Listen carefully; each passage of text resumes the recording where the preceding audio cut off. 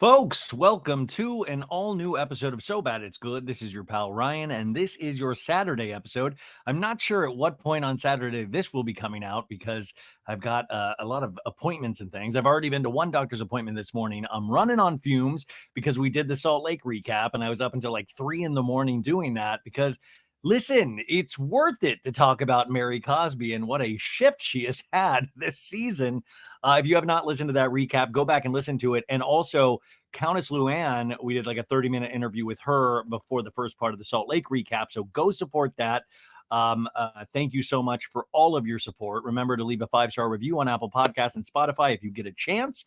Baddies, my Patreon members, I will be getting episodes to you, I think, late Sunday night.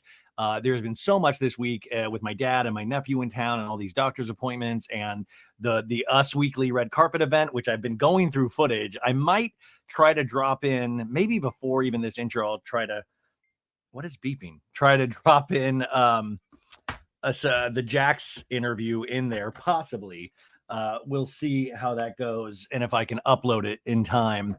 But I'm still just, what a weird night that is.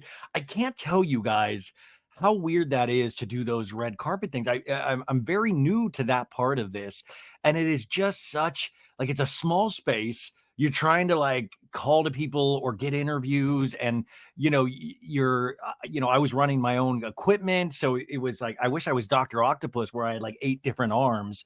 So I learned a lot, but it was overwhelming. But like I felt like all my senses were kicking, and you're like, as a fan, as well as somebody that does this now for a living, you're kind of dealing with that, your own personal fandom as well. Or when I saw Alexis Bellino and Johnny J. Janssen walk by, I was like, do I want to fight for this interview? Do I want to? And I think I told you on yesterday's recap, they talked to Real Moms of Bravo, who those ladies are amazing. And they were standing right next to me. And they've got such a sweet, amazing demeanor about them. And Alexis even said, I was overhearing them like, oh, we want to keep this positive. And like I said, just I didn't know if I could keep it positive. I didn't know how to do that. And then, you treat these things like sporting events. You have your favorites, you have your people that are not your favorites, but at the same time, you have to have a level of professionalism where you can't just like, you can't be like, what the fuck are you doing this season, bro? Why don't you leave Shannon alone, dude? Like, you can't do that. And then at the same time, your mind's messing with you as well because you're like, oh, they're real people as well. They're not on the TV screen anymore. But I wish I could. Next time, I'm going to take all you guys with me, and you'll see how crazy it is. And I didn't even get to go party afterwards. I came home and worked. What a boring person I am. I mean, but I will say it was just so overwhelming that I was happy to go home. I was like, I'm headed home and I'm going to go to my safe spot, which is this chair with my big fat podcaster ass, and just yell about these housewives. And we're going to do it again today with Real Housewives of Orange County. They are in London. Now, this, of course, was an episode that really promoted using bad accent work. Oh my God. Emily Simpson and Gina Kirschenheiter were supposed to be there last night, and then they, I guess, canceled. Those two were supposed to be there, and Jenn Pedranti and Katie Janela were supposed to be there. They all didn't show up, and I don't know why exactly. I don't know if there was some story behind that, but Johnny J and Alexis were there. They were there. Listen, it seems like they'll go to an opening of an envelope if you invite them. And I don't mean to be shady. I don't mean to be, but come on. It is, to me, just from a bystander's perspective, and somebody also that does this a little bit,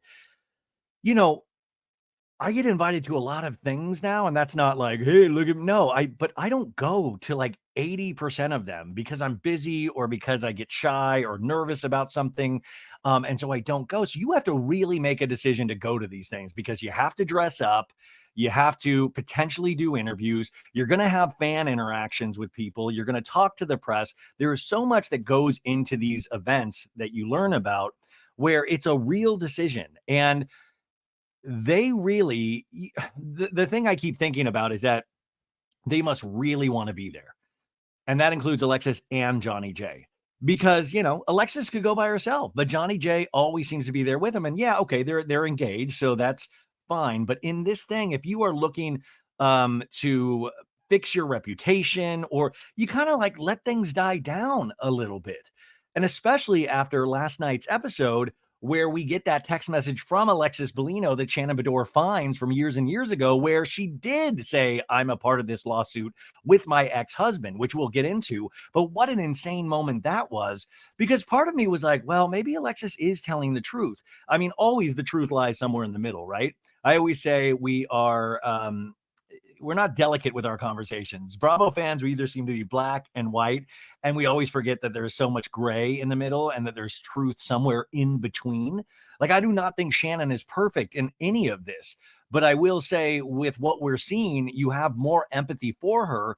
And you also realize the hierarchy of Housewives, because with Tamra, Tamra was even aware of that text message with Alexis that we find out at the very end that Shannon says, listen, I even sent it to Shannon, but Shannon doesn't bring it up on camera. Tamra doesn't bring it up on camera because that doesn't suit the narrative that Tamra is wanting to push or be a part of, which is kind of semi-pro Alexis. So doesn't bring it up, which kind of throws her old friend Shannon under the bus even more, not supporting. So when Gina sees that, when Shannon shows her that, Gina's like, whoa, what's going on? Alexis is in the wrong. And I'm like, God, thank God there are people out there like Gina in that cast that can actually call a spade a spade. But what Heather Dubrow and Tamra were doing in last night's episode in regards to the Jeff Lewis thing and Shannon, I thought was another thing about trying to fit whatever narrative they have agreed upon into this like round keyhole and trying to make it fit, even though it doesn't necessarily fit. And I will always say, especially with those ladies, Heather and Tamra, I mean, all of the cast at this point, maybe not Katie, but they all know how this whole game works. They know how the show works. They know how publicity works. So when they're coming down on Shannon about the Jeff Lewis comment, which we'll get into, it doesn't hold a lot of water for me because I know Heather and Tamra have both been in situations where they've said things in the press and it's been presented as one way, but you watch it and you're like, oh, that's an honest mistake. Oh, that's somebody just kind of and Shannon was on Watch What Happens Live afterwards and kind of explained it further. If we have time, we'll get to that as well. I just have a lot of thoughts about last night's episode, but you have to watch these things now, not only as what they're presenting you, which is how I kind of want to watch it just like that. But now you have to take into account the game of Housewives, everything that's happening behind the scenes, everything that makes it on its show, the things that don't make it on the show. What narrative is everybody trying to push on top of the narrative that the producers are trying to push? Now, Alex Baskin, the executive producer, Vanderpump Rules, OC, Beverly Hills, he didn't walk the red carpet, but I turned around to the right where the elevators were and I saw him going in, and I'm so sad I did not get to go up to him and say, hey man, I would love an interview with you at any point, man. I would truly, truly love an interview with you because, I mean, that dude has the keys to the kingdom. That dude has so much information.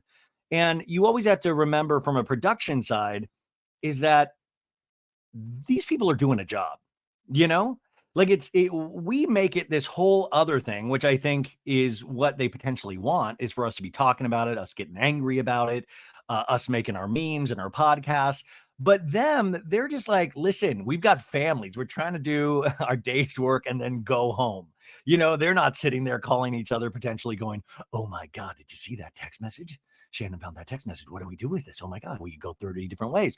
I don't believe it is that deep for them. I mean, I know they truly love the show and they do love these ladies, even the ones we hate, they love. I mean, we saw that with Scandival, is that you truly saw that production did care about Tom Sandoval. They gave him every opportunity to save himself and to even have potentially a redemption season last season. But Tom just got in his way so many times, which is very typical male behavior. We see that a little bit with Jax as well. And I think that is just a characteristic that us men, we are not good with. Like, we are raging bulls in a china shop, just breaking everything because we are so emotional, which cracks me up because we always say that women are the most emotional ones, and that is 100% patently false. I mean, you guys might be more consistently emotional, but man, we are serious drama queens, us men, including Johnny J. The only one that's not, Shane Simpson seems pretty mellow. Unless he's had like 3 big gulps, just really caffeinated. But I mean, that seems to be this recurring thing. But in terms of production, I sometimes don't think it is nefarious as we want to believe it is. I think sometimes these women's behavior is. And that's why sometimes first season housewives, it's a hard road for them, but sometimes you'll get the most honesty and most not camera ready. And I mean that in the best way before the game that we've been talking about of the housewives sweep them up. If Katie Janela makes it back next season, and I think she will, is you worry about these people staying the same because you do get caught up in the game. You do get caught up in reading your comments, reading the comment threads, reading the Reddit threads, listening to the podcasts. And I think that can be really dangerous for them because it's a total natural thing. If you expose yourself to that information about yourself, there's no way, even if you don't recognize it, that it doesn't change how you behave in some way. Or if it just makes you angry, then you have this air of anger because of all of this stuff you've been subjected to, and you don't feel like they're hearing your truth. Now, I was on Jeff Lewis Extended on Wednesday, and I got to host the after show with Justin Martindale. I think I mentioned this maybe on Thursday, but Jenn, Pedranti, and Katie Janela were in the studio, and Jeff was in there with us and Shane. And they left. They had to leave for the last 15 minutes, but Katie and Jenn stayed in there with us. And I mean, I was a kid in a candy store. I got to ask a bunch of housewives questions about this season. I got to give my predictions on the reunion. And those ladies were so nice in person, and that's what I always say. When you meet them in person, it's really hard because even in regards to the Ryan Boyanjian, am I saying his name correctly? Jen's fiance, he appears to be a nice guy, but I do think there is something that he has gotten himself caught up into, and I guess we'll let the legal system take care of that. But Jenn seems exactly how she seems on camera. She seems very genuine. She seems, that she kind of knows the game in regards to Tamra at this point. But Katie really scared me because when we started, she was like, "Oh yeah, I've listened to your podcast," and I was like, "No!" And that's why, as I always do nowadays, I want to make that blanket statement. Katie or any of the other housewives, if you are listening right now, please turn it off. I am not looking to hurt anybody's feelings. I am just saying what comes to my head. Half the time, it's just silly shit that makes me laugh. Half the time, they are my opinions, and I could be wrong. But a lot of the time, I'm right? And if you guys at home, if you're listening and you completely disagree with me, that's great. We don't have to hate each other for it. We can kind of agree to disagree and move on because I will say nobody thinks 100% the same way anymore. And maybe that's a beautiful part about being in America, even though sometimes it feels like a scary part about being in America, because for there's Johnny J fans out there. You have to leave room to realize that everybody out there loves somebody. And I guess that is some sort of the great balance of the world. But you see a lot of hate out there for Shannon. You see a lot of support, but a lot of hate as well. You see it for every character. I mean, Tamra taking heat right and left, deservedly so. And people fought me on this a couple of weeks ago when I said that Tamra is a necessary evil of this show. Is she might overproduce in terms of bringing things up on camera, but if you didn't have that character, I'm sorry. We've seen seasons of OC where it has just gone nowhere. There are these little bits and pieces that you're like, oh, that was entertaining. But overall, it didn't have that punch. But maybe, and I'm trying to even devil's advocate myself there, maybe the punch is getting too hard. Maybe we need to start not lowering expectations, but lowering the temperature in the room. Because I have to tell you, after last night's episode, I was like, I am ready for this season to end. Can we just wrap it up? Because my poor heart can't handle it. And then you have 4 housewife shows on right now. And we all were bitching about all these housewife shows not being on the air. Now we have 4. I still haven't seen this week's New York yet. And I liked the first episode. Everybody's bitching about it. It's never going to be old Roni. Just don't even think about it in terms of that. It's called Roni, but it's not ever going to be old Roni. This is its own separate thing, and we have to treat it as such. Potomac aired on Sunday, which, by the way, I got to talk to Karen Huger last night. She just is so regal, and I love how much she loves being the grand dame. And I mean that in the best possible sense. There's a air of gravitas to Karen Huger that I love that we all play into because, I think it's, and you couldn't ask any questions with her in regards to, the incident with the car accident or the DUI, and which that was fine, didn't have to. And I'm sure we're going to talk more about that on the actual season, which is probably where it's supposed to be talked about. But it was it was a pleasure to meet her. But I will say I get a comment a lot from people. It's the same one of, it's gotten so negative. It's gotten so crazy. And I will point out that, this OC's been on 18 seasons, right? There's always been a air of negativity in it, right? Of course, it is ramped up. And I would say once Tamra got there, it really ramped up. But that's where this is at it now. That's where Housewives are at now. And I don't know if you can necessarily go backwards. I don't know if you can put the rabbit back in the hat at this point. So how do you keep bringing viewers in if they immediately think it's too toxic? And then for the people that like it being too toxic, if you do downshift, with kind of RHONY is a little bit of a downshift, people are like, it's boring. Boo. I need John Janssen scandal behavior. We kind of are all over the place in terms of what we want until we see it, until we see something really good. And then we're all like, oh, that's it. That's what we're looking for. So each season of Housewives at this point is a crapshoot. It's like, is it all going to come together? I talked to Cynthia Bailey and Drew Sidora last night on the carpet, and we were talking a little bit about the upcoming season of Atlanta. And Drew Sidora was like, I'm still finding out things about this season that I had no clue about. And there seemed to be so much drama, of course, with the cast changing midway through. And it is interesting from a Housewives perspective how little they know about the actual show that they star in, of how it's all going to be pieced together, the secrets that are potentially revealed. A lot of the times they are kept in the dark, which is such a scary place to be. And I also think that speaks to people like Shannon, who are already naturally nervous and insecure. They know from doing this so long that they don't know what's coming at them. I mean, Shannon, no matter if you like her or hate her, this season, there have been so many surprise little moments for Shannon on camera that you're like, holy shit, it's the Elton John, I'm still standing. I can't believe she's still standing. I mean, truly, it's one of those things where I was like, damn, Shannon 4 seasons ago would have she would have walked into the ocean with rocks in her dress. I mean, it would have just been a bad scene. So I'm kind of impressed, but you do have to realize that must fuck with your head a lot.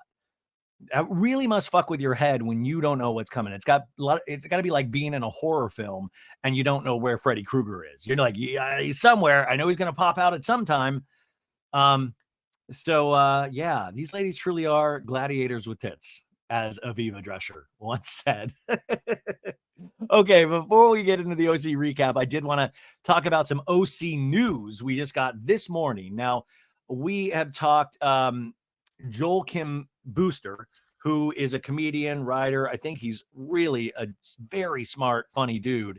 He is the host of this new Peacock show, Love Hotel, that we've talked about many times on this show. It's a dating show with Countess Luann, Shannon Beador, Giselle, and Ashley Darby. And they all went to Cabo, and it was a couple of weeks, and they made him date a bunch of older men. Now, Luann talks a little bit about this on today's episode, so go listen to it, because there's a little pieces in there about Shannon and Love Hotel and potentially finding love. So little pieces of information with that, but we know this thing was filming.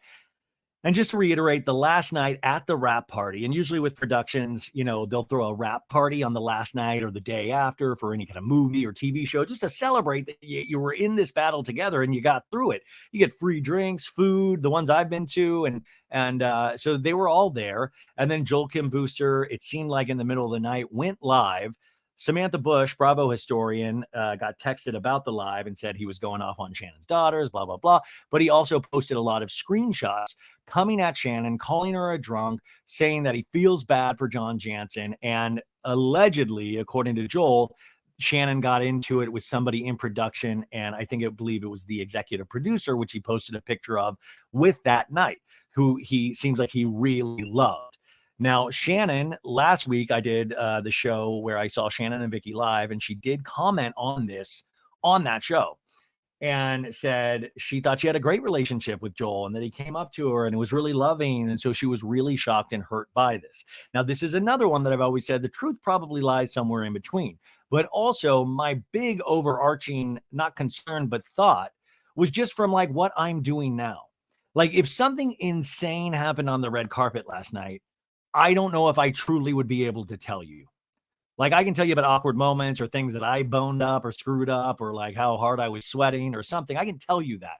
But if say Tom Sandoval was there, which he wasn't, he was supposed to be, but if he was there and then me and Tom got into a fight during the interview, and be like, oh, how dare you talk all this shit on your podcast, blah, blah, blah. And I was already playing that conversation in my head in case it happened. And maybe that makes me a narcissist because at the end of the day, he probably didn't fucking care. But something tells me he might.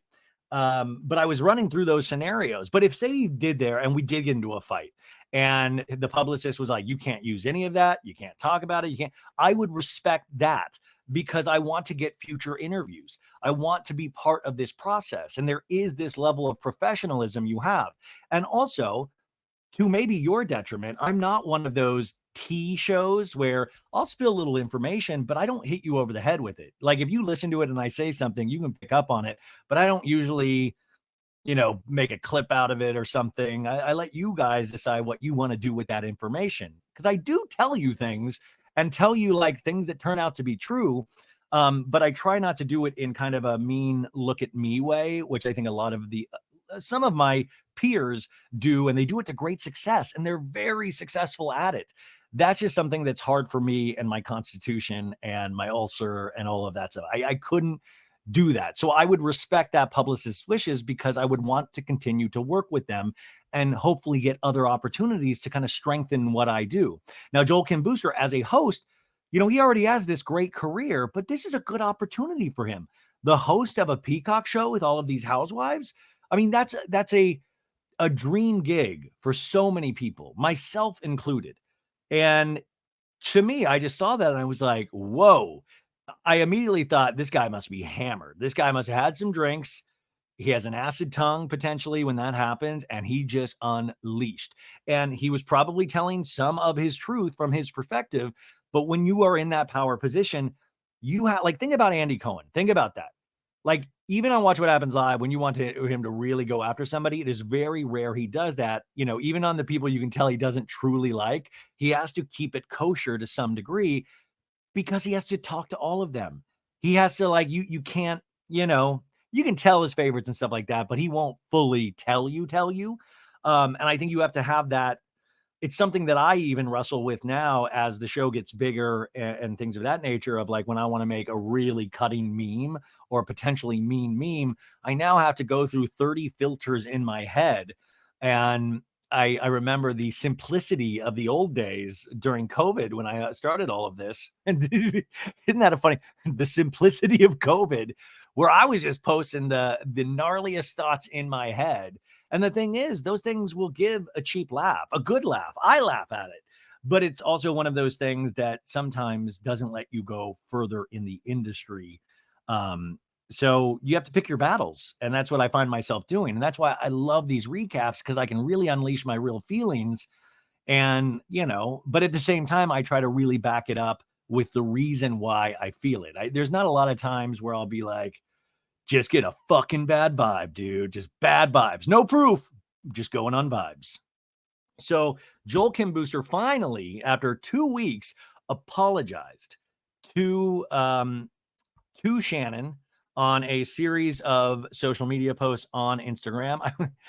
I love that we always do this on social media now, which is because it's for all of us as well as Shannon.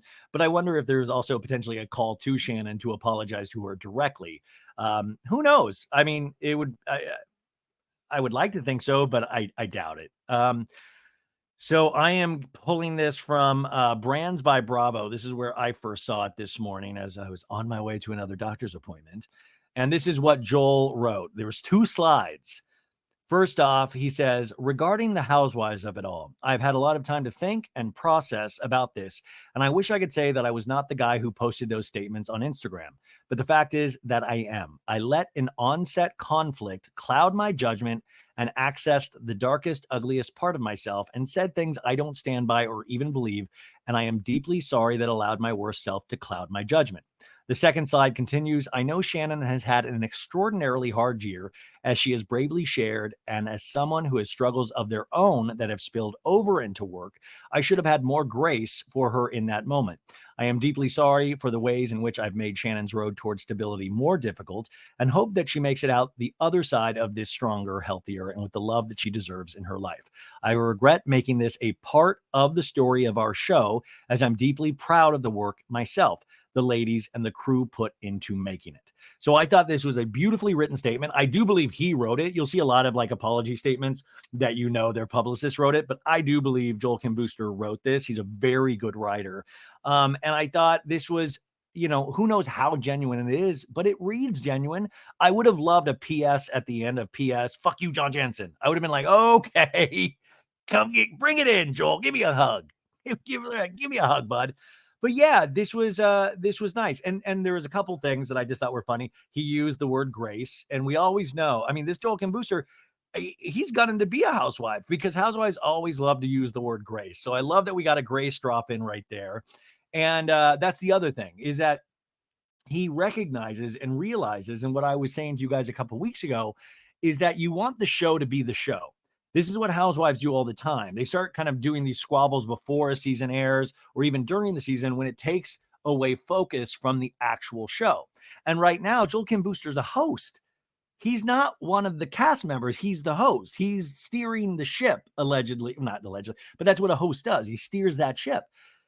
So you don't want to become a bigger part of the story than the story of the show itself. And that's what I love that he recognizes in this, because you also have to realize it's not just these ladies. There is a crew of hardworking people, producers. And I think that on-set conflict, which he talks about in the first slide, is what got him upset. So obviously there was some on-set conflict with the producer and Shannon.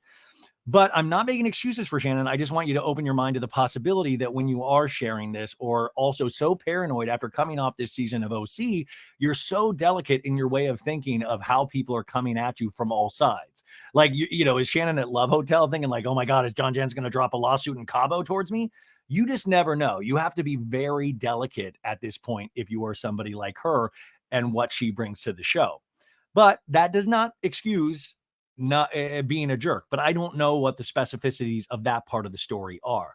So that is the apology from Joel Kim Booster. What do you guys think? I thought that was great. And you know what? As much as I was kind of waiting for him and thought, wow, 2 weeks is a long time, I'm glad that it potentially took 2 weeks for him to process himself. I think we are so in this internet social media thing and everybody's TikToking about everything. And then you do an apology the next day. And then you see a million TikToks critiquing that apology. And I don't know, you guys, seriously, I'm kind of sick of it. I was like, I'm sick of it. I'm sick of us picking every news story apart. And then you just scroll TikTok and it's like, here's my hot take. Maybe we don't need all the hot takes, except for this podcast. But there's not a lot of hot takes here. Maybe we don't need, because you're just like, dude, you guys are all saying the same shit and you're doing it just for engagement. I don't even believe half these people even care. They're just putting out content to feed the beast. So I like that there was potentially a little time for Joel to actually process it and step away from the anger. And of course, I do wonder how Peacock and NBC Universal stepped in and what those conversations might have been. I've not been privy to a lot of those yet in my career, and who knows if I will ever be. But you have to imagine, remember, and hold on here, folks. This is going to be a big revelation. Remember, these companies, NBC Universal, I know it's going to be hard to hear. They're in it to make money. They're not in it to win awards, even though that's a nice byproduct potentially. They're not in it to, we're going to give you the best season of reality TV ever. They want to, but overall, they want to make money. This is an investment. A lot of money goes into these things. And when something like this happens, some people are like, well, that's good publicity for the show. No, it isn't. No, it isn't. I'm going to be watching Love Hotel in January and looking at every scene, wondering when the onset conflict happened, looking at Joel Kim Booster's every move, wondering if he's annoyed at Shannon in this scene or that scene. You're watching it from a whole different lens and perspective. So that's all I got to say about that, Forrest Gump. Okay, let's get into OC, baby. Okay, this episode 14, is called High Tea and High Tension. High tea and high tension, as all of the ladies do their accents throughout this entire episode. And this is the description that Peacock gives us. It says, Tamra and Heather question Shannon's radio interview, which is the Jeff Lewis of it all. Okay. And remember, where we left off last week was that Katie Janela and Jenn Pedranti went over to Alexis Bellino's domicile and said, hey, we're going to break the news gently about Shannon's text message that you're going to get on your phone right now about you not coming on the cast trip. But remember, Alexis is a friend of. She should have been well aware that usually friends of don't come on a lot of the cast trips. And also, in just what fucking reality world would you live in that Alexis, knowing who she is dating, would you want, like, Shannon would want to have her there for her 60th birthday celebration? I'm sorry. Shannon's not Mother Teresa, nor does she have to be.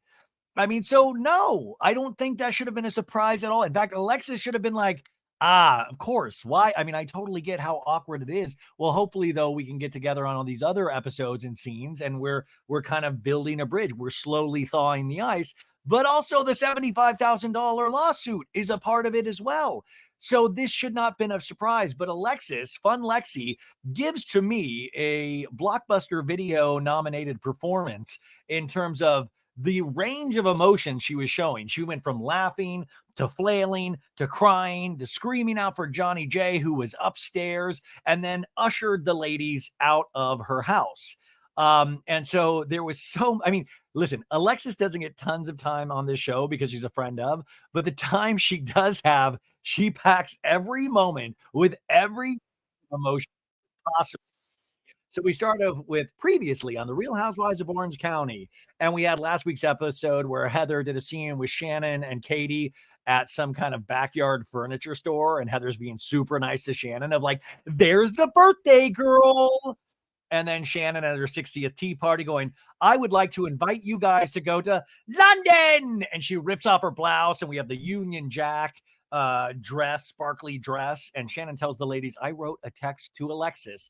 And Tamra's like, wait, what? Alexis, you are not invited. And everybody's like, Shannon, what? What? I mean, usually you probably don't even need that text. You don't get a plane ticket. I don't even know how these productions work. Like, is there an email going around of the cast trip is here? And then Alexis thinks that potentially it's going to happen for her to be invited. And then we have that Alexis scene, which I was just talking about, where Alexis did send her an olive branch flower arrangement at that, which, by the way, if Shannon does truly owe John Janssen money, don't be going out of your way to buy just wasted money. Don't. And Alexis is yelling at Katie and Jenn going, I'm extending an literal olive branch and I'm still fucking getting all shit on. And then, ushers the ladies out. And Jen's like, are we getting kicked out?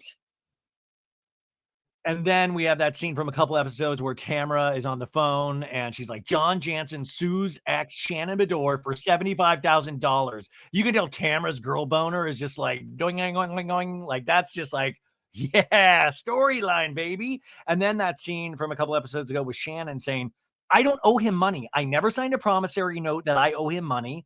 Well, that's interesting because that comes up later. So maybe she didn't sign the promissory note, but maybe the promissory note was emailed to her after, which Shannon kind of explains, but I'm still a little in the dark about it. And then we had Lord Vader himself, Johnny J, in his first talking head of the season saying, Shannon sent me an email admitting that it's a loan. So Shannon has an interesting relationship with the truth. And if you pause on their talking head, it's a one shot with Alexis and John right next to each other. And if you look at Alexis's face, I mean, she truly is just stand by her man, loyal to potentially a fault. But it is funny if you just like kind of focus on Alexis listening to John. And then you had that scene with Matt at their Matt and Katie's dinner party where Matt is talking to Ryan and Matt's like, well, what do you do, Ryan? And he's like, well, real estate development, mortgage industry, ground up construction. I work from home. And Matt's like, oh, okay, wow. And then that scene with Eddie and Tamra where Eddie's like, the guy is a scumbag. I should have Googled his name when I met him. If you Google his name, does it just show up that he's a scumbag? Is that like if you wait? Let's Google Ryan Boyajian, Ryan Boyajian. So if you Google Ryan's name, the first thing that comes up is Instagram. Now the second thing that comes up is his Deadline article. Real Housewives star Ryan Boyajian reportedly caught up in a $16 million theft and gambling scandal surrounding Shohei Ohtani's former interpreter. So that's the second thing. But, Eddie, this didn't exist when Eddie first met Ryan. So what would have come up if you Googled Ryan's name? But I like that Eddie's, he's like in the wave of the future. He's like, you gotta Google, you gotta Google, I should have yelped Ryan's name. And then we have that scene in the fancy clothing store with Ryan and Jenn. And Jenn going, I want you and Eddie to have this conversation, Ryan. And Ryan's like, babe, I'm happy to. What are you kidding me, babe? I'm totally, yeah, of course. And then that scene, a couple episodes ago where Tamra like unleashes after a couple martinis saying, how's the FBI doing for you, Ryan? And Eddie's like, look at me, stop. I'm begging you, stop. We cannot lose our Venus CBD fortune over this. And Jenn goes, FBI? What? And Eddie going, it's not worth it, Tamra. So we start off and we actually get their taglines this episode. A lot of the episodes this season, we do not have the taglines attached, but we get it. And it was kind of a reminder. And Heather's is just because I drink from a flute doesn't mean you can play me. And then Shannon says, even in the harshest of times, I get shit on. No, she goes, even in the harshest of times, this storms will always weather it. And it has that awkward thing of Shannon doing this weird dance number. And then we move on to Emily says, I used to question people for a living. Now I just do it for fun. Heyo. And then you have Gina's going, like the properties I represent. I know my worth. Yeah, Gina. And then Katie Janela's is when you live your life on the green, envy is just par for the course. And then Jen Pedranti's is people bend over backwards to get me, and their form is terrible. Does she mean Tamra? Is Tamra's bending over backwards form terrible? Is Tamra exercising improperly? She can't have her back thrown out. And then we get to Tamra's, and Tamra's is the only thing stuck about me is my middle finger. Yeah. And then we see the gates of OC close. Okay, so we open up. Shots of the ocean, palm trees, somebody's painting on the beach. We see Laguna Beach Transit trolley train, and we are at the Breast Cancer Center. And Heather Dubrow walks in all smiles, and she's like, hi, gals. I'm checking in for my mammogram and ultrasound. And Heather goes, my friends are coming. Is the doctor available today? Is this a pop-in where like is this like me showing up to Craig's on a busy night where you're like, can they seat 4 people? Like, are you allowed to just pop in at a doctor's office? Because I've been trying to schedule, I have shitty insurance, but I've been trying to pop into doctor's appointments. You have like a month-long wait on some of these. Heather's like at a point in her life where she's like, I'm bringing some friends in for some boob stuff. Can you guys squeeze us in? Squeeze being in not a good word to use for this. But I will say, before we start joking about this is extremely, if you can kind of take some of the silliness out of some of this is such an important scene for women, especially women over 40, that mammograms are so important to get. I know that sounds crazy coming from a dude. My mom survived breast cancer. That's not what took her out. And she had the mastectomy. And it's really important to do this. And I think this is such an important kind of lesson to learn. And especially when it comes to Jen Pedranti, who said she was just like, oh, there were so many things going on in my life. I kind of like, well, I was afraid to do it. I know this is scary to do. Like I'm doing some doctor appointments right now that I'm very scared about. And it's something that I was pushing off and pushing off and pushing off. And I do that with a lot of things in my life. And it's one of those things like my mom always told me you have to be your best advocate because doctors and nurses, they're doing so much, but at the same time, they do want you to thrive and live, but they are so overloaded and, they make mistakes just like everybody else does, unfortunately, even in those kind of high pressure situations. So you have to really keep on top of your health. It is something that I'm learning so late in life, but these scenes are an important reminder. So, okay. So get mammograms. Heather in a talking head goes, we get our nails done a while ago. It came up that a couple of the girls haven't had mammograms. And we flash back to that scene where Gina's like, I'm turning 40 this year. I need to get a mammogram. And Heather's like, do you want me to go with you? I'm scheduling one as well. And Gina's like, yeah. And then Shannon comes in and goes, I haven't had a mammogram for like 10 years. Heyo. And they're like, are you kidding me? like, listen, Shannon Beador's 60. Like, aren't you supposed to get those every year? I could be completely misspeaking, but 10 years seems a lot, especially for the changes that her body has been through in this last decade, right? Anyways, Heather back in this scene, she's saying, I had two close family members have breast cancer this year. Being proactive with your health is the best thing you could possibly do. Totally true. But also, isn't it interesting this season? I mean, Heather's always kind of had this wave of not activism, but but her scenes this year are all each one, if you take away kind of the nastiness and the fighting that happened at them, they're all geared towards some sort of positive movement, whether it be trans rights, getting checked mammogram, fixing Terry's nose. Like she's always kind of trying to put some sort of good message in her scenes. That's just something I've noticed a lot this season. Gina checks in. She seems a little nervous, and Heather's just all smiles. She's like, "Are you okay?" And she's like, "Oh, I'm a little nervous." And then Shannon Beador walks in, looking fabulous. Jenn walks in. Heather's greeting all of them. They get ushered into the VIP room at the mammogram center, and they're going to take, I guess, one at a time. And they're all sitting in the room, and this is great. Even though it's a serious thing about getting a mammogram, we need to move the storyline along. So Gina talks to Shannon and goes, "Did you ever send that text to Alexis that day?" And Shannon goes, "I did when I got home. I did for my 60th tea party. Yeah." And Gina goes, "You did?" And Shannon goes, "I did." And then Jen goes, "I was with her when she got the text." And then Shannon goes, "Oh." And Jen goes, "She's like, that's it." I mean, she was like bat shit crazy, Jen says, and basically like kicks Kate's ass out, slams the door, and Gina's go, "Really?" Gina's shocked by anything everybody says in this scene. "Really?" And Gina goes, "Did she write you back?" Jen goes, "Last night she did. She did." And this is the text message, folks. "Hi, Shannon Beador. Since hosting an amazing trip to Europe with our friends, surely you can scrounge up the funds to pay my future husband his $75,000 back that you borrowed and owe him. Safe travels." And then the heart emoji. Yay, heart emoji, the heart emoji with the hands. And Shannon does the heart emoji with the hands, which is classic.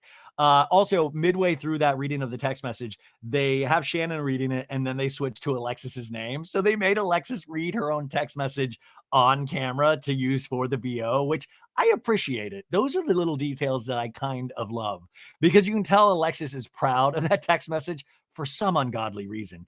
Because this is why the olive branch didn't really mean shit and didn't come from a real place, because you take your lumps. And especially if you have done wrong, or that person thinks you have done wrong by them, you got to let the ice thaw a little bit. You got to wait for an opportunity to mend that fence. And Alexis immediately writing back with, "Maybe you can pay first off, future husband." Like, wild. Like, you guys have been in like a 9-month relationship at this point. You're newly engaged. And I do truly think they are going to walk down the altar. I believe it. And in fact, if I was going to talk to them last night, that was going to be a question, because I was like, well, that can be positive, because I asked Tamra this as well. I said, "Hey, if you come back to the OC, would you guys be willing to do a season based around your wedding? Will we see that? John, would you be open to getting married on Real Housewives of Orange County?" Because I feel like that would be good information to get. And it's still somewhat positive, because they would probably both be like jonesing to talk about their union, because that's what I think we'll get next season. We will get a wedding season if Alexis comes back. So you think it's bad for Shannon this year, but also on top of that, I do think as time passes, those wounds start to heal in terms of romantic relationships, or you get more desensitized to it, and your heart kind of grows that scab over it, which it'll still be hard, but potentially not as hard as this season. But that's a ballsy text message to send back. It's an asshole move. Like, regardless, it wasn't necessary, but I love to watch it. It's a good Housewives move. Shannon in a talking head goes, "Alexis is mad that she's not going, but really? Can you pay my future husband in month 4?" Okay. Shannon goes, "Okay. Okay." Jen in the scene goes, "I truly think she thought she was coming, Shannon." And then Shannon goes, "That would be hashtag delusional, but okay." Guys, I'm not running for president this year, but if I was, I would also say, and this is going to be tough. A lot of you guys might not vote for me with my platform, but one of my platform agendas will be anybody over the age of 35 cannot use hashtags. And by the way, I would have to abide by that as well. And I'm a great offender of that. So I'm even looking at myself, pointing the finger. I am part of the problem. Yeah, it's me.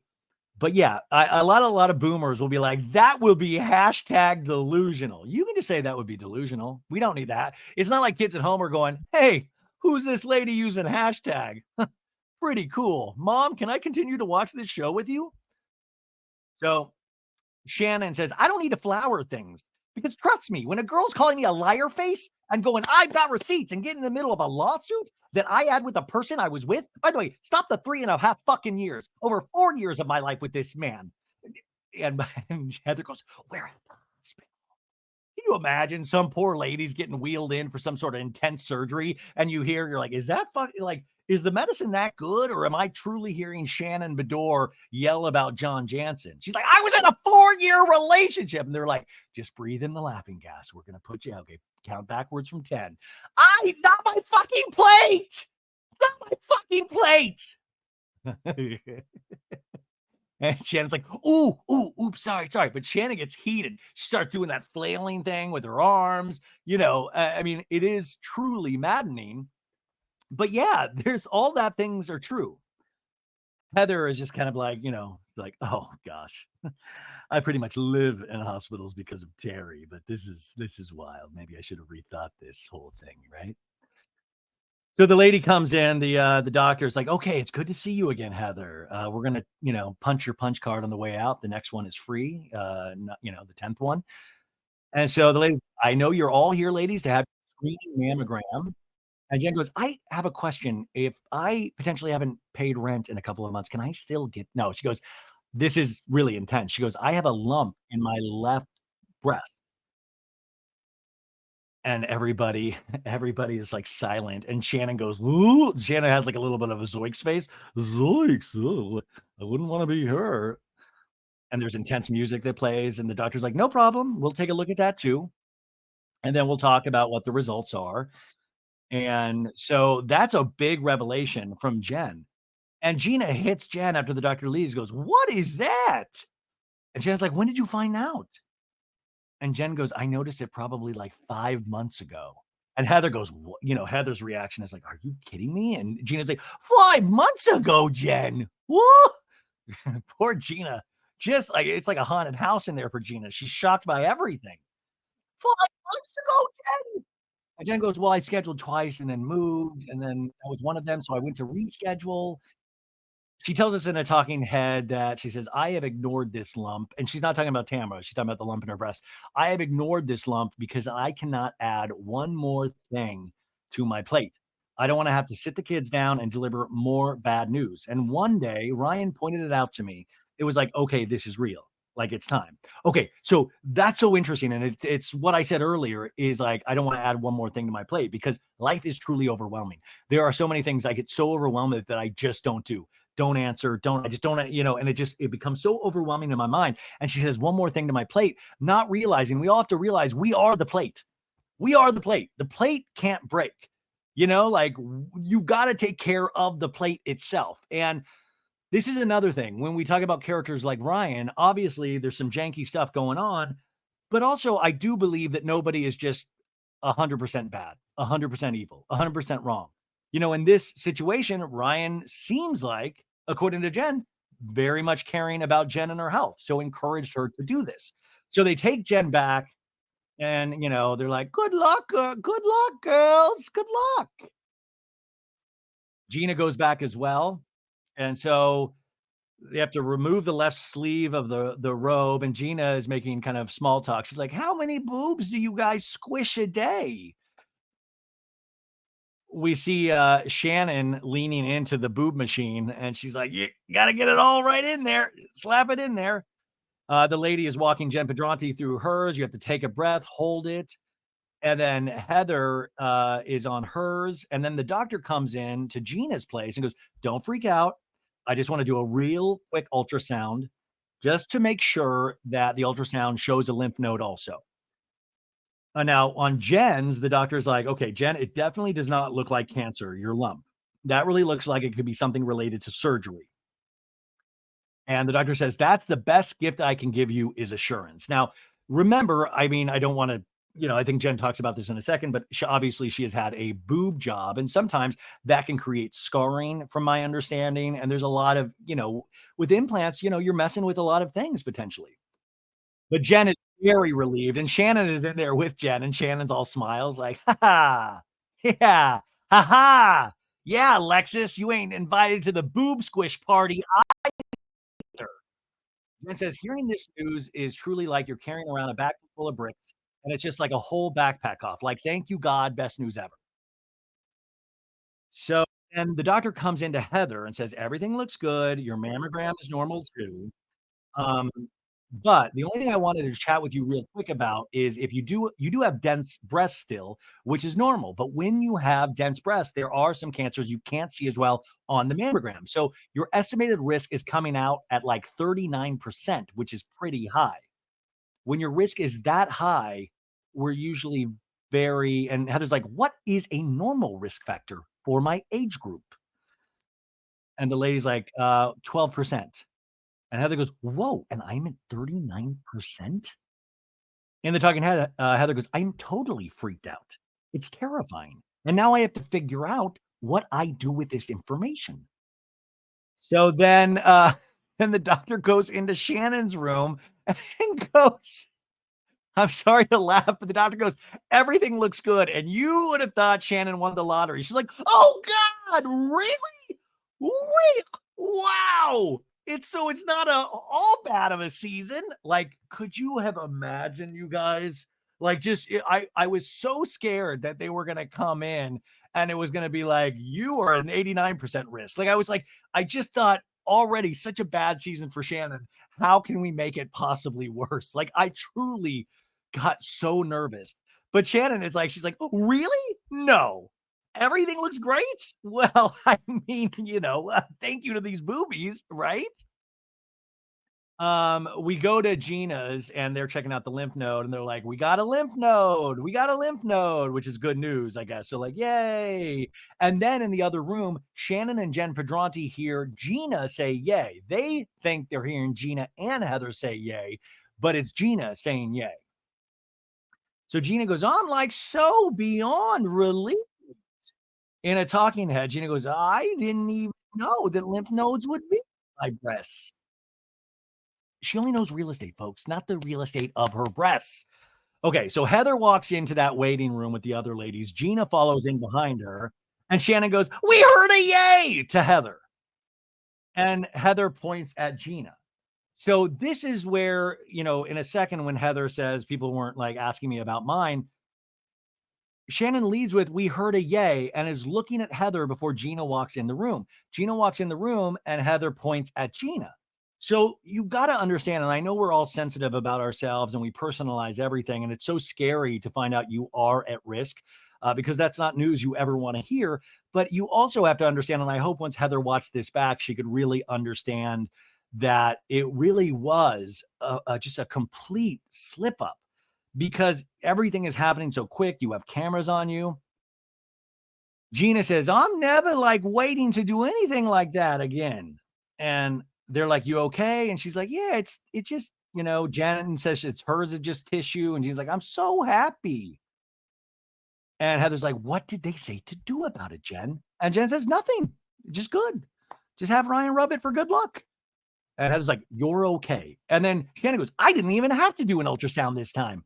Although I do have some dense breasts still at 60. Now, you guys, this is how big of an idiot I am. I don't know what dense breast does that just mean stacked? Like, because Shannon's acting like, I still got it. I still got the dense old titties, Like, I don't know. Like, obviously that's a good thing because Shannon seems super proud of it. And then it was like, they're still dense. Nice, nice. And then Gina goes, I don't want to run out, but I actually I have a broker's preview. I don't know if you have heard, I'm in real estate. Also, I heard a rumor that Angie Katzenakis is Greek. Anywho, gotta go.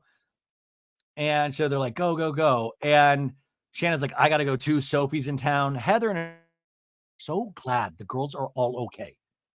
And so they're walking out, but Heather continues, "It's weird to me that no one's asking me how mine went."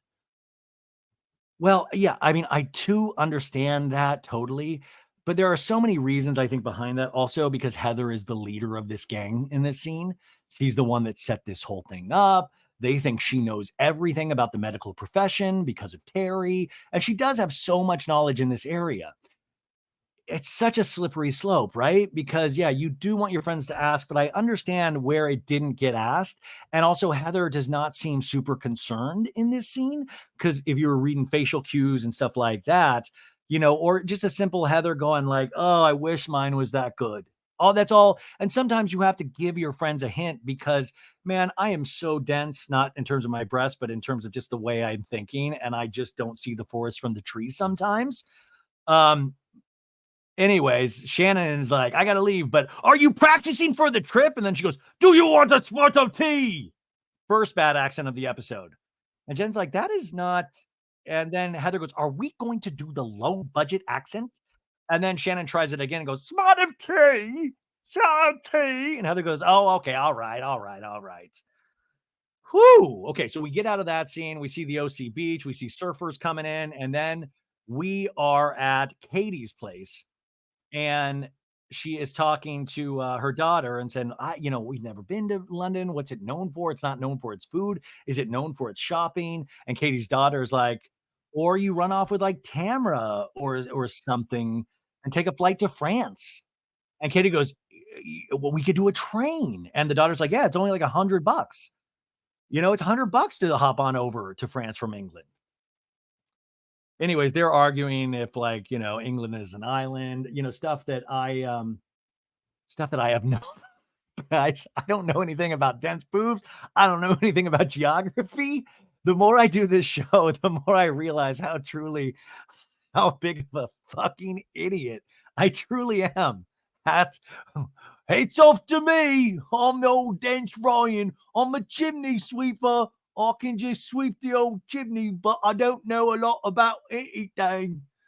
Anyways, so they're talking about, you know, geography, and Katie and her daughter share a talking head.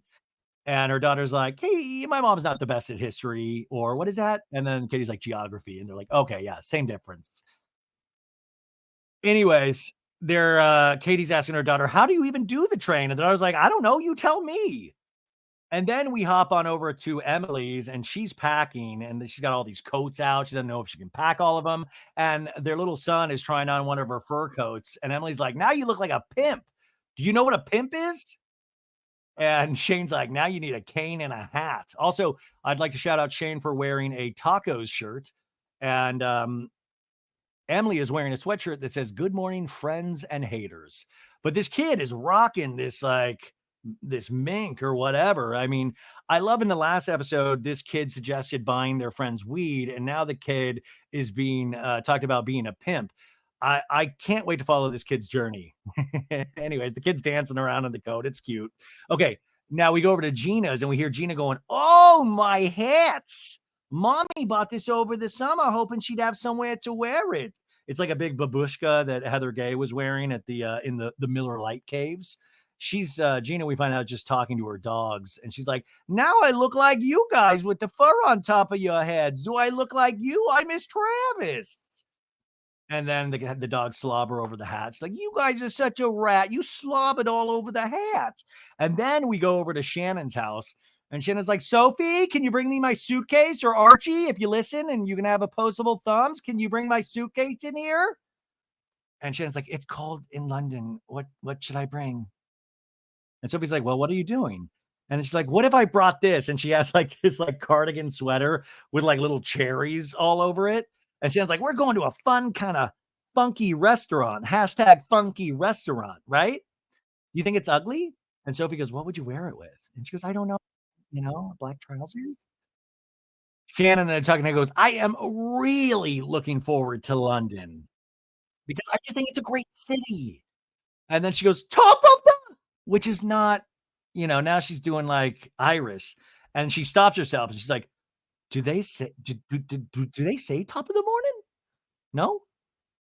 She tells Sophie, she's like, "I'm going to be Duchess. I'm 60 now. I'm 60. Hello, I'm 60 now, Sophie. The boudoir madam picture." And Sophie's like, "Yeah, yeah, that's Duchess Shannon." They're talking about the sexy, intimate photo that Shannon was gifted from Emily Simpson last episode. And we go to that. By the way, you guys, Maritza, if you're listening to this, can we please make a t-shirt of the sexy boudoir Shannon Beador photo? Because like I want this like framed on a wall as well, but I also think I want to wear this. I also want to wear my Shannon love, and I want this sexy Shannon Beador boudoir photography on a t-shirt. Does that make me weird? And then we just put underneath it, we say super dense breast for 60. No, I just want the actual shot. You can tell Sophie's a little uncomfortable, her daughter, with the photo. And Sophie's like, "Oh, look who's calling me so we can show her the picture." It's Adeline, their other daughter. So they pick up the FaceTime and Shannon has like the framed photo, the boudoir photo right into the camera. And Adeline's laughing like, "Oh my God." And Shannon's like, "What do I look like here, Adeline?" And Adeline goes, "Oh my God." And then Shannon goes, "I look like a madam in a whorehouse is what I look like. And I need to earn $75,000 at that whorehouse plus attorney fees." And she goes, "Adeline, are you well packed for Paris?" And I was like, I haven't even started. Shannon lets us know Stella goes to the American University of Paris, and Adeline happens to be visiting her the same time that I've planned this trip. So I am excited to go to Europe and see my children at the same time. And then Shannon continues on the FaceTime. She goes, "Do you know how to say goodbye in London?" And Adeline's like, "In London?" Shannon's like, "Yeah." And she goes, "It's cheerio, cheerio, cheerio, cheerio." Okay, we see more beach scenes, and now we go over to Tamra's.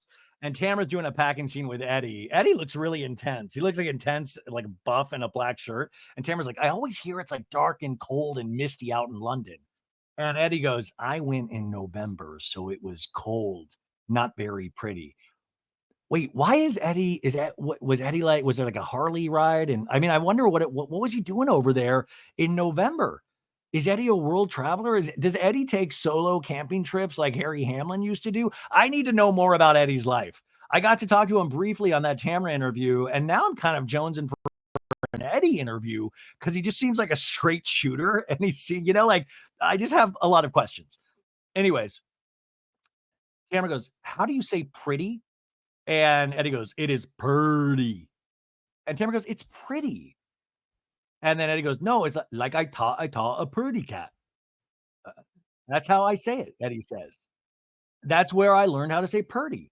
And then Tamara goes, "I got to move this scene along." Okay, so let me tell you about the tea party, which is what we're here to talk about in this scene, obviously. So Tamara goes, "So I was late, Eddie, because I was in LA. So I thought I was going to be like the last one there. And it was just Jenn and Katie." I just looked at her and I said, "Hey, Jenn, I just want to apologize about the other night. And this isn't the place to talk about it." And Eddie's like, "How did she respond?" "Well, she just like she always does." "Okay, we'll talk later." And like Tamara kind of does like a robot face. I mean, I will say I talked to Jenn about that moment, but it was like to me, I read that as sure, Tamara, sure. Like kind of just taking in another apology from Tamara and saying, yeah, I've heard this one too many times. So I just thought that's what I saw, just a tentativeness on Jenn's part. Okay, so we are over at Jen Pedranti's, and Jenn is showing Ryan the dresses she's packing and saying, "Do you like this dress?" And he's like, "You look hot, babe. Holy shit." And Ryan's like, "How are you feeling about the whole Tamra thing?" Just because the last time you saw her, she was like, just all after us. And we flash back to that dinner scene where Tamara's like, "You're a little bitch, Ryan." And Ryan going, "Are you really speaking like?" Jen says in this scene goes, "Ryan, is she first choice for me to be going to London with?" "No." And Ryan goes, "You get the apology, and she's gonna try to blow you up. She's gonna try to pull it again. She's gonna fire some shit below the belt." And Jen's like, "Oh, I know, I know." In a talking head, Jen goes, "Tamra making an apology is just words because she doesn't ever change her behavior." And then Ryan does my pet peeve. He goes, hashtag tacky, Purdy's, top of the morning, cheerio, hashtag tacky. Okay, Ryan, under my administration, you will not be able to use hashtag anymore. So get them all out on this episode. But Jen agrees, so tacky. Thank God she doesn't go so hashtag tacky. And then then we go over back to that Tamra Eddie scene. And Tamra goes, I understand Jen. She was sticking up for a man. And Eddie's like, right. Her little bitch. But whatever, Tamra says. So I'll deal with her when I have to. When Tamra says, so I'll deal with her when I have to, you don't know what that means. Like that could go in 10 different directions. Like, I'll sweep the leg later. I'll take care of her. I know what to do. Talking head, Tamara goes, I mean, I am worried that what happened at Katie's house would derail my friendship with Jen. But the truth of the matter is, I was honest. I didn't lie about one damn thing. And moving forward, if we just leave Ryan out of it, we will be fine. And Eddie in the scene goes, from now on, do me a favor. And she's like, yeah, don't get in a fight with little bitches. And then Tamara goes, maybe I should give him a tampon next time. And Eddie goes, no, just stop. Just stop. Stop with the tampon. No, stop. And then Tamara goes, little bitch, little bitch, little bitch. Top of the morning to you, little bitch. You know. Oh. We come back from break and everybody is arriving at LAX. And they are taking a JetBlue flight to London. And Heather Dubrow is dressed like it's a funeral. She's all in black, black sunglasses. She seems kind of down. And Katie's like, how you doing? Heather says, they say the early bird gets the worm, but apparently the early bird gets Katie. And, Heather does not like Katie at this point. So Katie does not look thrilled to be having a conversation with Katie in this scene. And Katie's like, how was your weekend? And she goes, good. How about you, Katie? Good. And Katie's like, good, good. And then in a talking head, Heather goes, let the non-conversation begin. Come on, all because of paparazzi photos? Let's get over this. We're doing good things like mammograms and stuff. We don't need to keep holding on to this Katie anger. So there's like awkward pause and silence. They're just kind of staring there. And Heather goes, okay, where are all these people? We see and then Heather screams out, it's Shannon Beador. And Shannon goes, unfreaking believable. But you can tell she loves the. And Heather goes, happy birthday. God, just imagine being in the LAX for this moment. Tamra comes in wheeling like 6 pieces of luggage. And Emily comes out. Gina comes out. Jenn comes out of her SUV. So Heather's like, let's go up to the gate.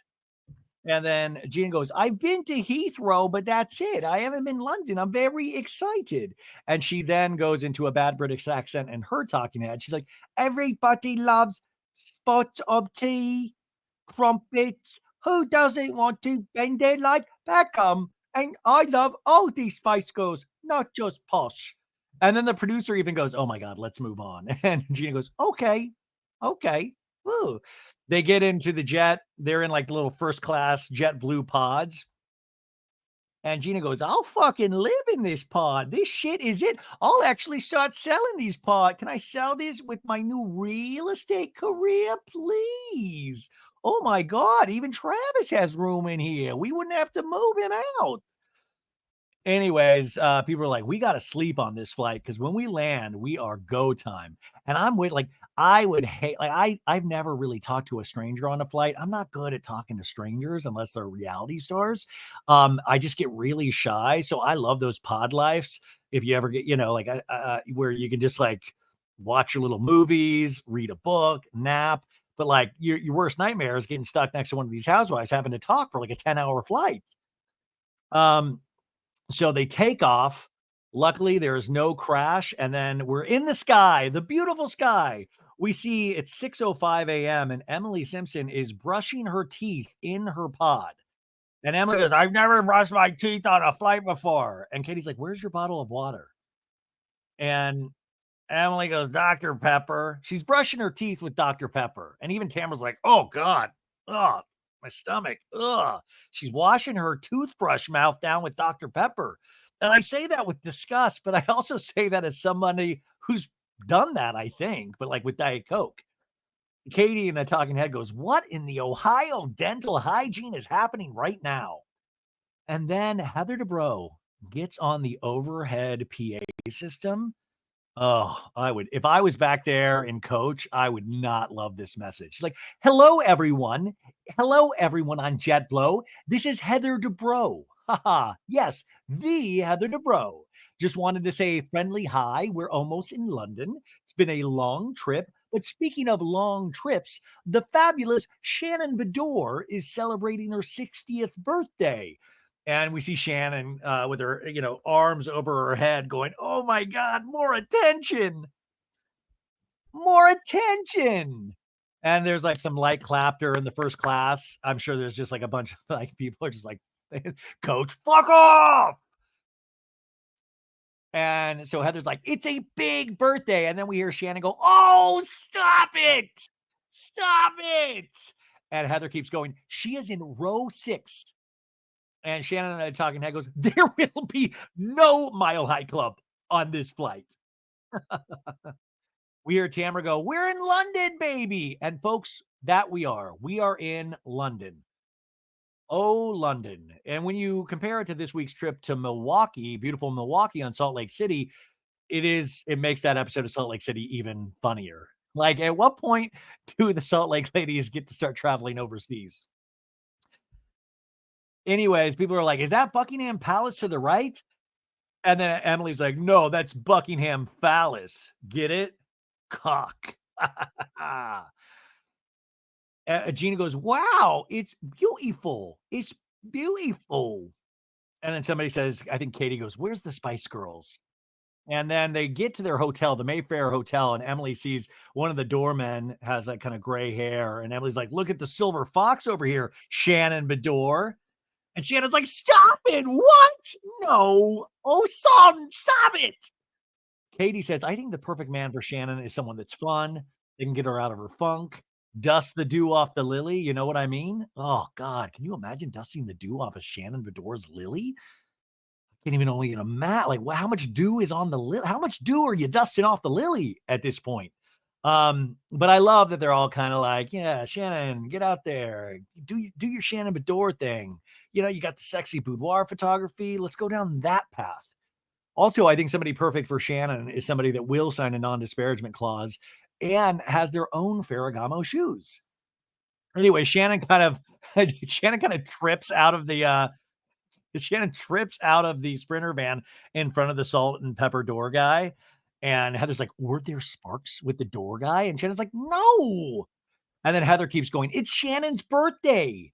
Right here. It's Shannon right here. It's her birthday." And the door guy's like, "Okay, what? I'm just trying to get your fucking luggage, please." And then Heather's like, "She's single. She's single." And the door guy's like, "Sorry, just got a text from Alexis. Team Alexis over here." Anyways, Gina's like, "Sexy Shannon, let's get a laid in London."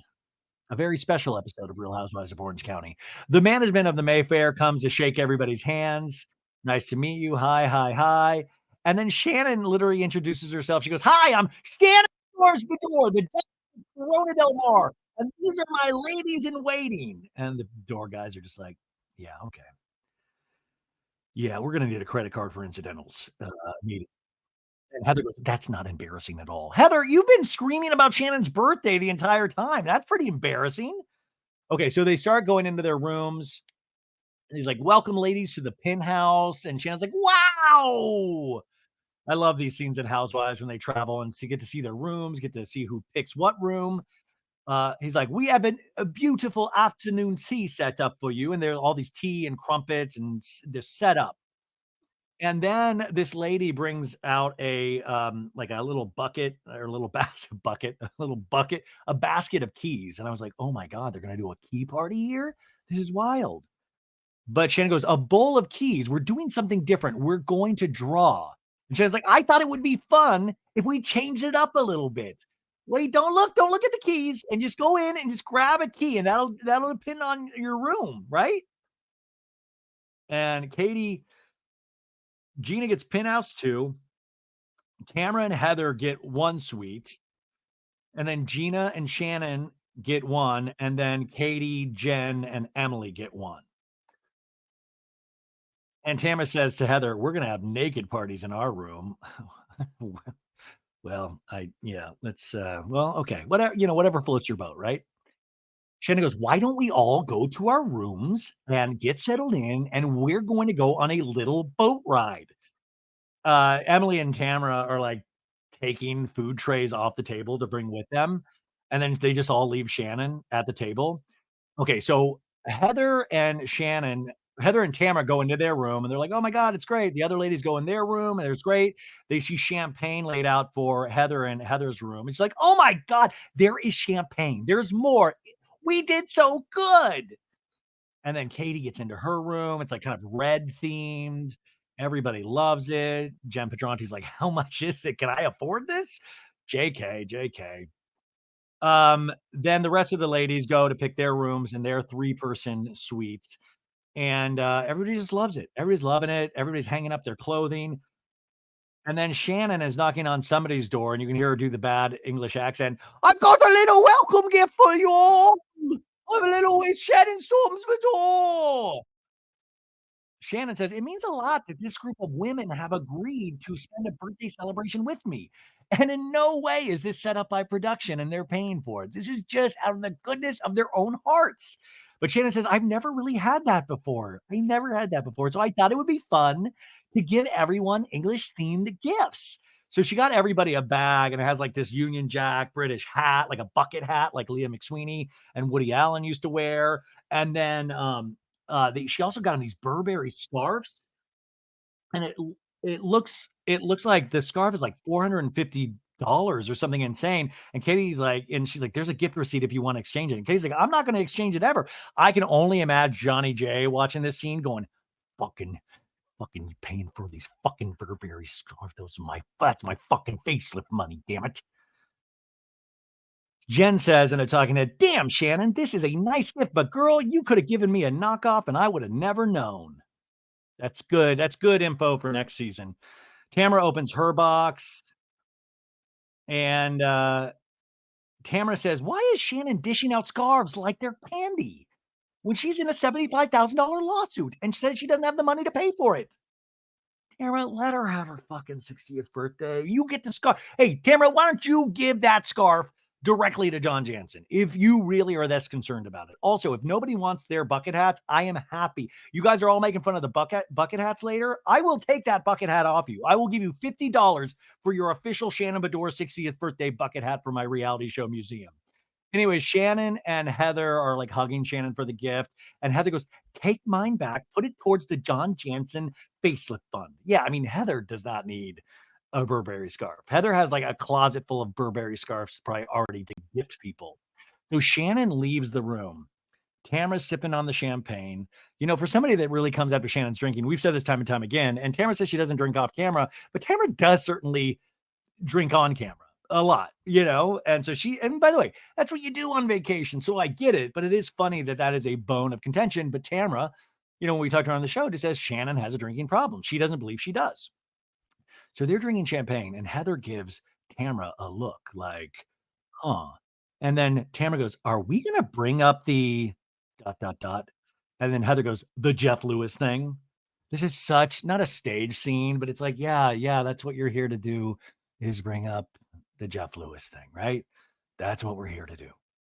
And Tamara's like, "Yeah." And then Heather goes, "Wait a minute. Did you hear the clip about the loan?" And Tamara's surprised, like, "Oh my God, yes." Well, this isn't a surprise. You guys all know what you're fucking talking about. And then we cut to Jeff Lewis's studio at Sirius XM. This is where I get to why you see Jeff on the left, Shane in the middle, Doug Buden on the right, and Shannon next to Doug. And this is where we do the show every week. This studio, I usually sit where Shannon's sitting, if you watched.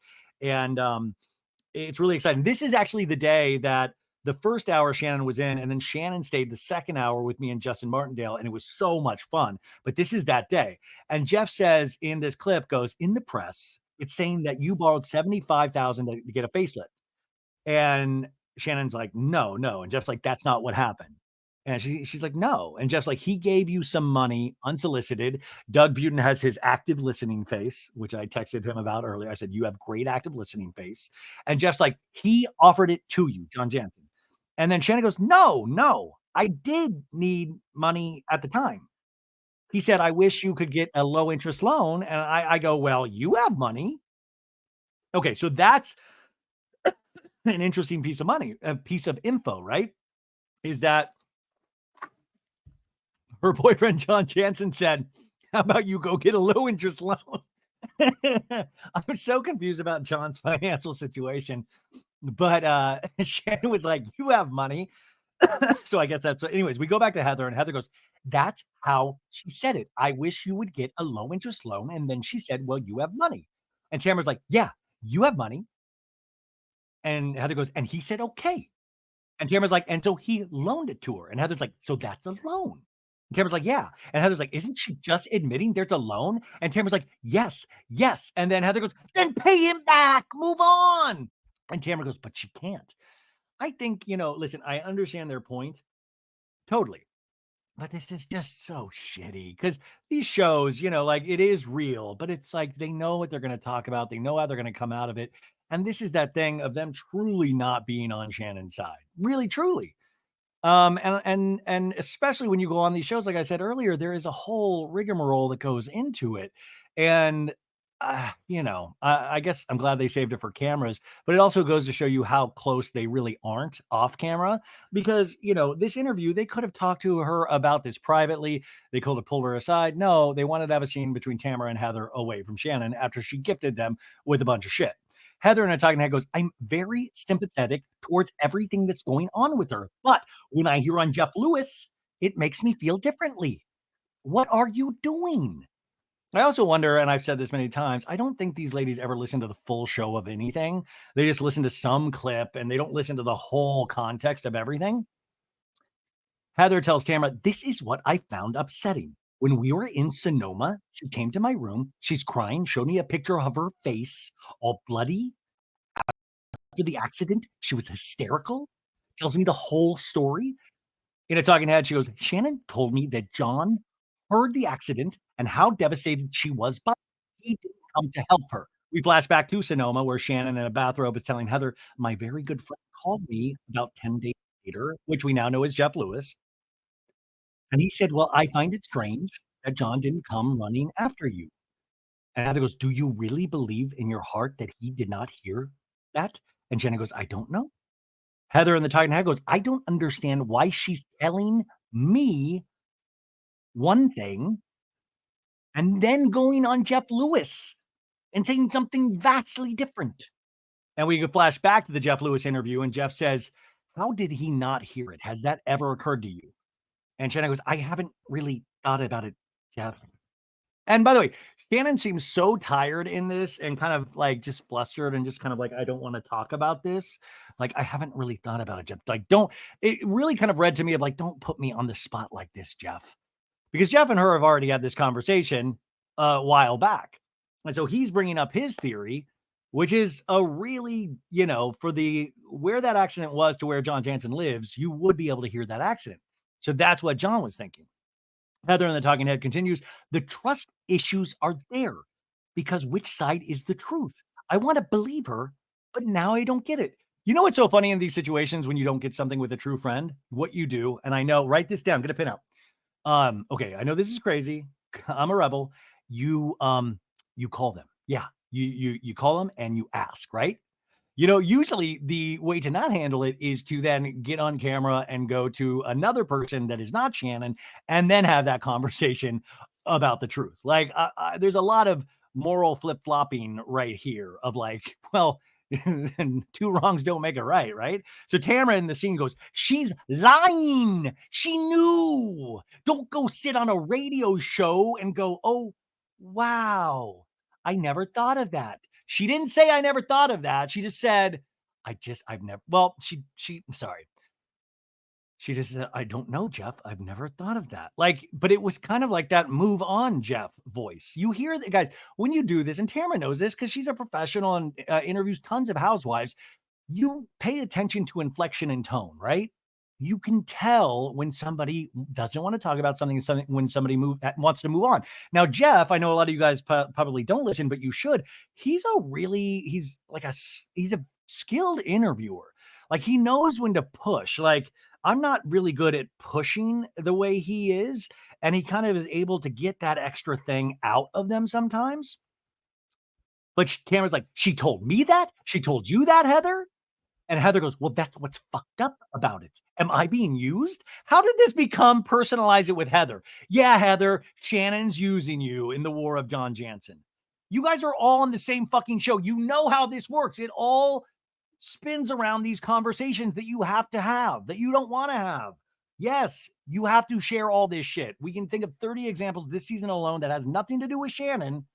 I mean, Tamra bringing up the FBI a couple of episodes ago. You know, should Jenn go, am I being used? Tamra and I talking, and goes, Shannon was using emotional manipulation on Heather to try to get her to feel sorry for her and to play the victim. And that's what's so frustrating because I felt for her act too. That's Shannon Beador, master manipulator. She's playing 3D chess with all you ladies, and she's been doing it since the beginning of her life. And you're all so dumb that you don't see it, except for Tamra and Heather. And then Tamra goes, she's just a fucking liar. That's the champagne talking right there. And then Heather goes, all right, let's do this. Let's get dressed. Maybe we need an espresso martini. Yeah. Put some more alcohol. The stuff you're bagging on Shannon for. Yeah, imbibe. And Heather goes, because I've got to bump this up. Let's go skiing right now. Okay. So we cut to commercial, and what do we have next, folks? We are still in London, and this like fun upbeat pop song comes on, like "Bring me back the good times we had, take a holiday too far away. I can't think of anyone." Woo! Anyways, Tamara's like, guys, I hate to tell you, it's raining outside. And somebody's like, get used to it. That's what England is. And Tamara's like, but we're going on a boat. And then somebody's like, it's gonna be great. Stop complaining. And then they do that salt and pepper door guy. They're like, do you think you can get him to come on the boat with us? This poor guy's about to shave his whole salt and pepper beard off because he's just getting like catcalled by these ladies. It is. Emily's like, we need to know if he's single. And Tamara's like, oh, are you single? And the guy's like, I'm not. No, please leave me alone, please.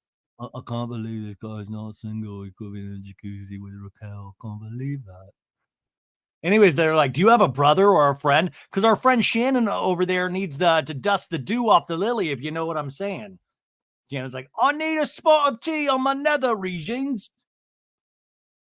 Anyways, they're just still flirting with this dude. They're like, could you hire somebody for Shannon? And Shannon's like, well, the guy's bright red now because you're all so obnoxious. Emily says, knowing Shannon Beador, if she got laid in London, it would be some guy who's married, whose then wife comes after Shannon and sues her. And then Emily goes, well, we'll worry about those lawyers' fees later. And Emily goes, ha ha. Emily's really becoming a silent assassin, a really funny silent assassin in their talking heads over the years.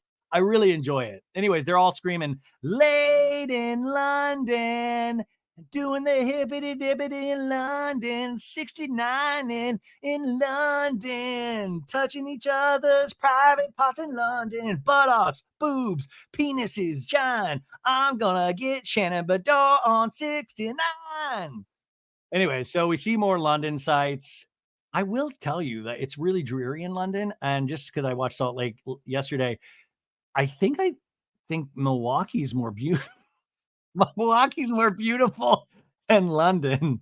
Okay, they get out of this Sprinter van and they're going to the bridge, like this, famous bridge. And Jen goes, "Can we put the hats on?" And Emma's like, "You want the hats, Shannon?" And then Heather's like, "I don't want to put the hats on." And Tamra goes, "First of all, bucket hats are not cute. Period.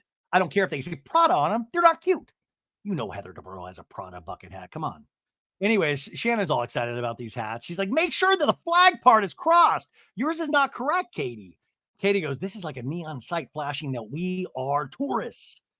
They're all putting it on. There's like a little chyron that says tourists. And Gina talking to it goes, hi, how are you? We're not from here. We're very American. And then Tamara and I talking to it goes, whatever makes her happy. Come on, just make her happy and feel good about making her happy for once. Anyways, the ladies pose for this picture. They're like, say cheerio. And I got to tell you, the photo's cute. I like the bucket hat moments. Yeah, I'm not a fan of bucket hats, but this is cute. It's good. Anyways, Gina seems like a cotton candy stand. She's like, "Oh my god, cotton candy!" So they're eating cotton candy. Great to do after before a bumpy boat ride. They see somebody singing with a guitar on the street. They're all dancing. We see the boat, and it looks like the sea looks rough today. And Shannon's like, "Yeah, that's what we're going on." And Shannon goes, "I'm gonna vomit." Tamra and Atagna goes, "We're going on a boat ride on the Thames or the Themes or the Thame, the body of water in London." Gina goes, "Yeah, I don't want to do this at all. This is not Rocket Boat." Yeah. Okay, so they're getting on the boat, and the tour guide lady was like, "I love your hats. I love your hats. Anyways, we need you to get you all into a life jacket, except for you, Tamra. We'll tell you why later." So they put the life jackets on, and just hilarity ensues with them trying to strap in. Everybody, putting the bucket hats still on. They're stepping on in heels on this really crazy boat. And yeah, anyways, Shannon has to sit by herself. She's like, "I'm not gonna sit by myself."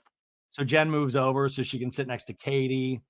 And the lady's like, "Okay, we're off. Here we go. I'll just tell you all about London. We have the tower right here. Yeah, and she calls it, we have the Eiffel Tower right here. And Tamara's like, Eiffel Tower? She's like, just making sure you're paying attention. That's Big Ben. This is probably one of the most famous bridges. It's London Bridge, the falling down London Bridge. The old London Bridge is actually over in America now. It's in Salt Lake City. Mary Cosby uses it all the time.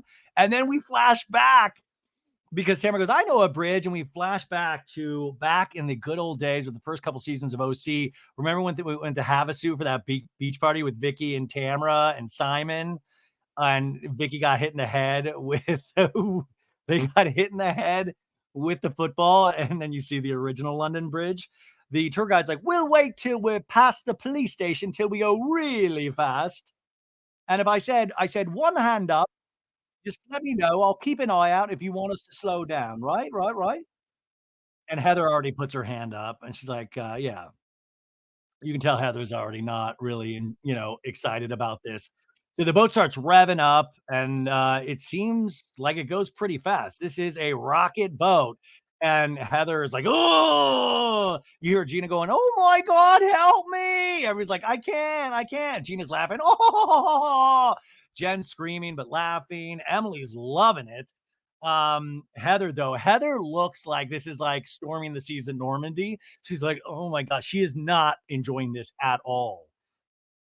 So they're all screaming. Emily and I talking to her goes, I love the boat ride. That's the attitude to have, Emily Simpson. Emily goes, the faster the better. Other people aren't enjoying it so much. And you see Gina going, no, no, no, no, no, no, I don't like this. Emily goes, but you know what? I sit through a lot of fancy fucking dinners, so enjoy the boat ride. And then Heather raises her hand. No, no, slow down. No. She says, this is not on my London list, I thought they were supposed to stop when you raised your hand. My ideal London trip is crown jewels, shopping at Harrods. I don't find this fun at all. Not this. And then Gina goes, the cotton candy was a bad idea. Oh. And then somebody says, I think I'm in shock. Gina now looks like she's the guy from Weekend at Bernie's they're propping up. She genuinely looks dead. And Gina screams, why, Shannon? Why? And then we cut to commercial break. What an episode. Okay, so unfortunately, the ladies survived that boat ride, and they are back at the hotel, and they are getting ready for a night out for Shannon's 60th.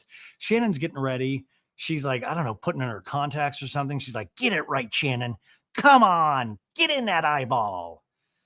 And then we go over to the Ebony Suite where Heather and Tamra are, and they're just having a grand old time because they know they're about to institute another Shannon takedown.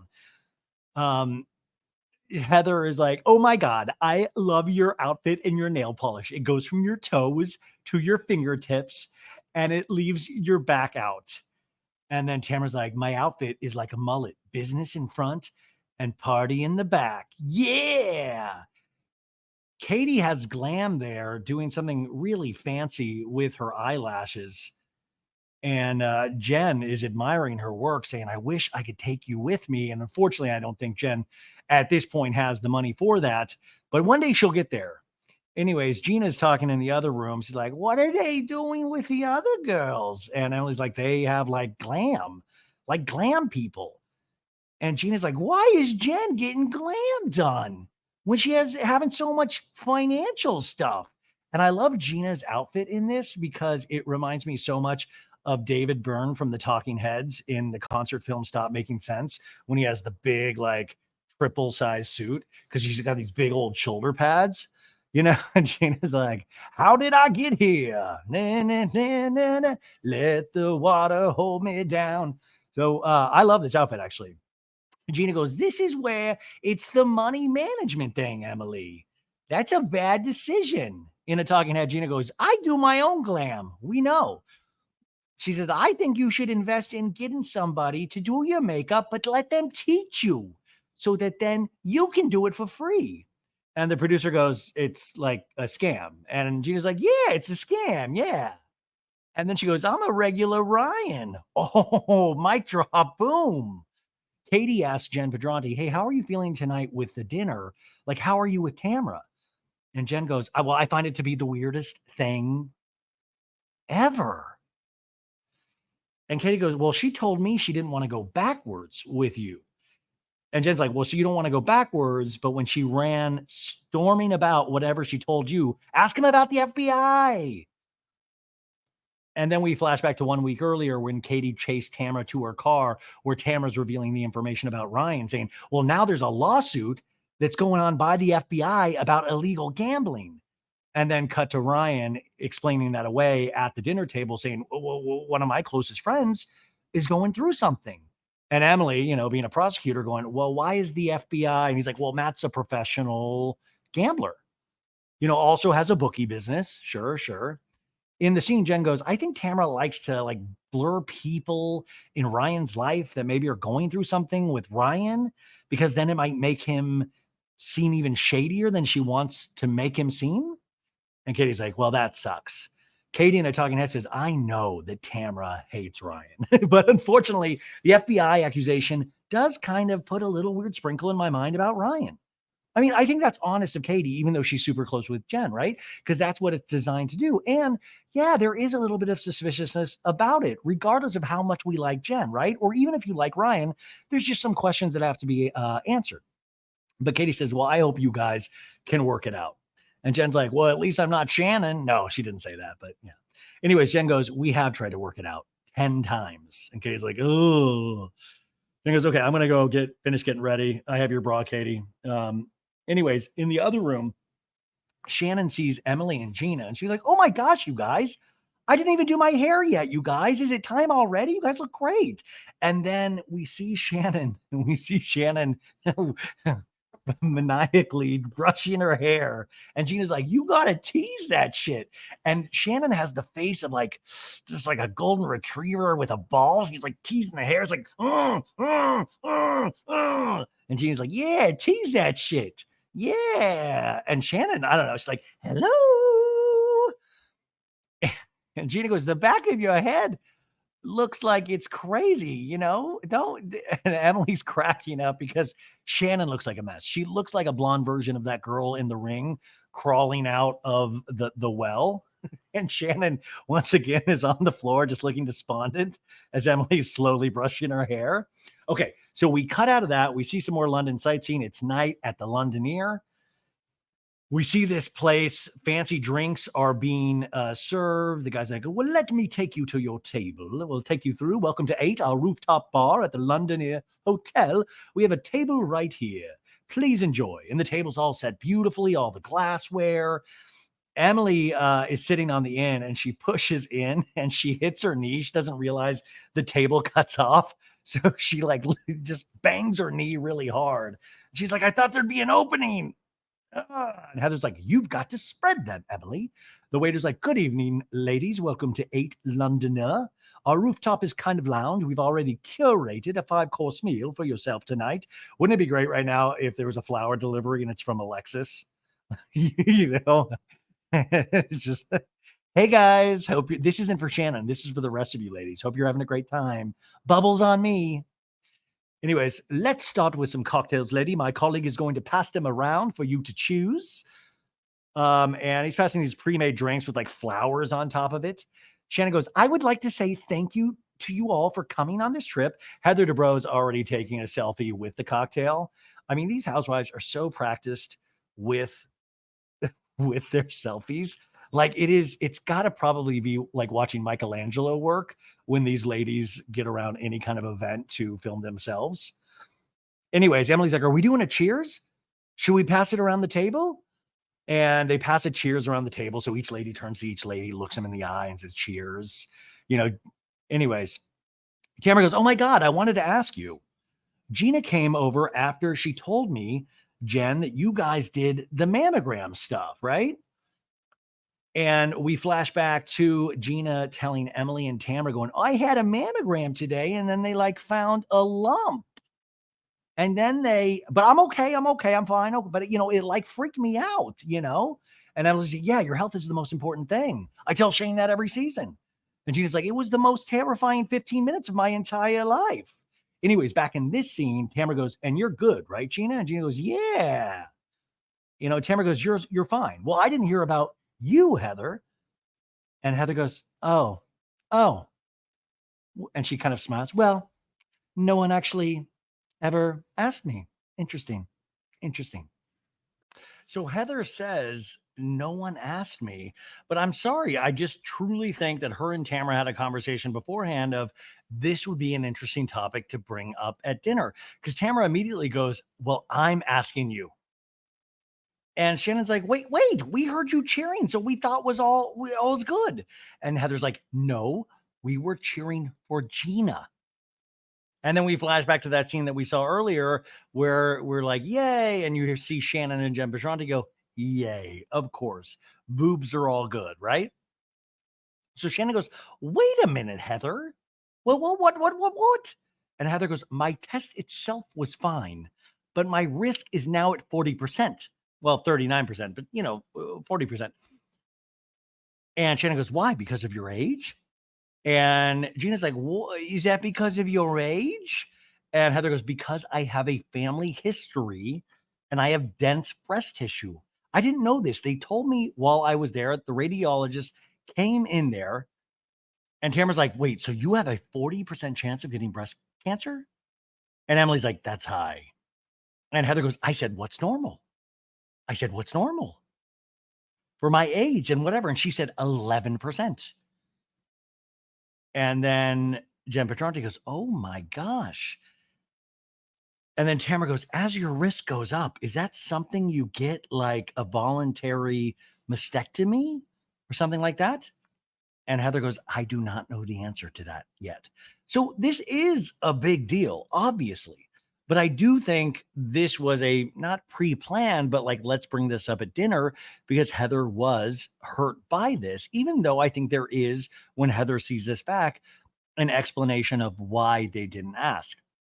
Like I told you earlier, my mom had a mastectomy. This is such a hard position for any woman to be in.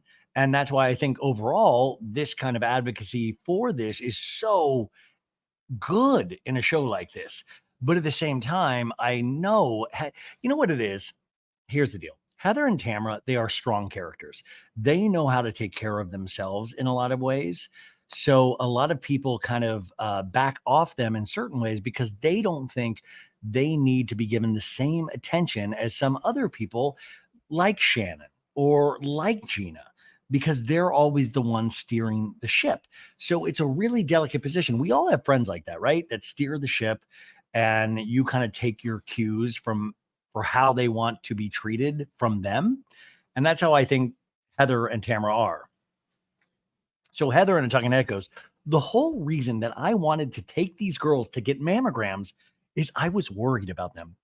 So does it hurt my feelings? No one's worried about me? Yeah, it's upsetting. And then Tamra goes, what does Terry say? And Heather's like, Terry says, what's going on with Ryan and the FBI? No, Terry says, Terry's freaked out, Heather says. I was so happy everyone was okay. I would never make it about myself. But to be honest, we sat in the room and you guys all asked each other. And now Heather starts tearing up. You guys all asked each other, are you okay? Okay, okay, okay, okay, okay. And not one of you looked at me and said, what happened with you? Not one of you. And she says this through tears. And so we get a lot of reaction shots of the ladies going, oh no, oh my God, oh my God, oh my God, right? And everybody's kind of shocked about this revelation from Heather. And Jen goes, I'm really sorry. I just can't. And Jen goes, I know, I am too. And she goes, I mean, I don't want to. And Heather goes, well, I do not want to belabor the whole thing. It's okay. And then Gina and I talking, and goes, I don't understand why Heather is waiting this long to bring this up. I think that Heather doesn't see the hypocrisy. And I mean, here's the deal. Gina having a fantastic season because it's so hard to disagree with a character like Heather because she is so strong and powerful. And like I'm saying, there are really truly no bad guys on all of these shit. Well, I'm going to take that back. But you know what I'm saying?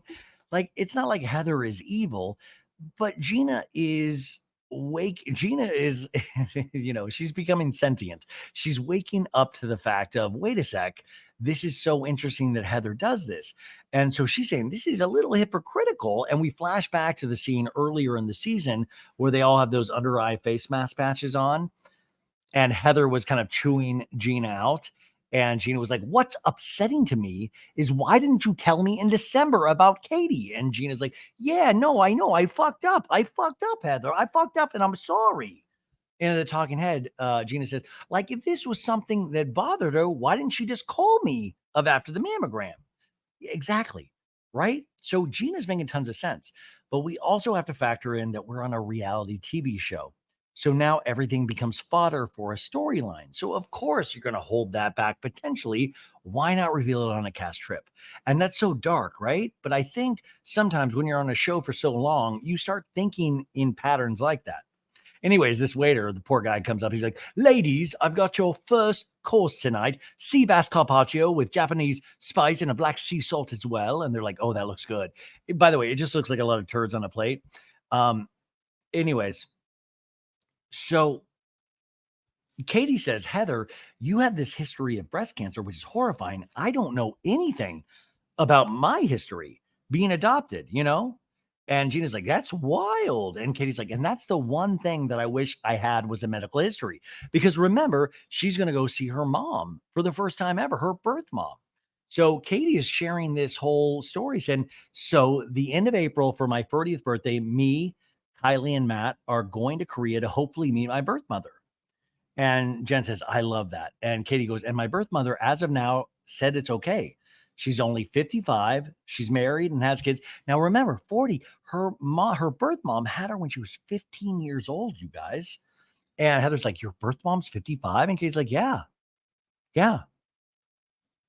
And Katie's like, she was super young when she had me. And Emily's like, yeah, because you're going to be 40. So she was 15.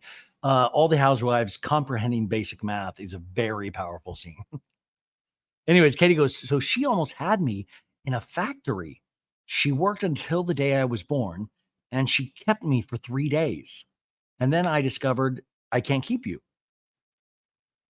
So this is wild. And this is classic Housewives. When we kind of bob and weave, we bobbed over to Heather feeling sad that nobody asked her about her mammogram results. And now we've weaved over to Katie bringing up a story about her life. Now, the dangerous part of this is that we know Heather does not like Katie. So Heather's, I would imagine if we're going to judge by her character, not Heather as a real person, her character be like, how dare this bitch Katie take my thunder? I'm talking about my mammogram and now you're telling me about your mother? Anyways, Gina's like, well, she couldn't, Katie. She wanted to. And Katie's like, yeah, but it's okay. And she's tearing up. And Katie goes, all I want to do is say, like, I had an amazing life and I'm fine. You guys, this is where Housewives, like I always say, there are those scenes. And Katie's had a couple of them in the season. And that's why I kind of advocate for her in a sense, because she's sharing some really real shit, right? This isn't about fighting about Johnny J and Alexis. This is real stuff from her past that she is sharing on the show. Anyways, Katie goes, I'm so super thankful. That's it. In a talking head, she says, I feel like if I had given my baby up for adoption, that's all I would want to know is they were raised right and loved and cared for and provided for. So I just wanted to know I'm great and I'm not mad at you. I mean, how powerful is that too? To be able to go tell your birth mother, because you imagine as a 15-year-old girl, because she was a girl, a 15-year-old girl, how confusing that must have been. And also working at a factory, you're in a potentially impoverished country, and all of these, they don't have a life like we have a life, right? And so you think about that, and to think about giving that gift to her birth mother of saying, I had a good life.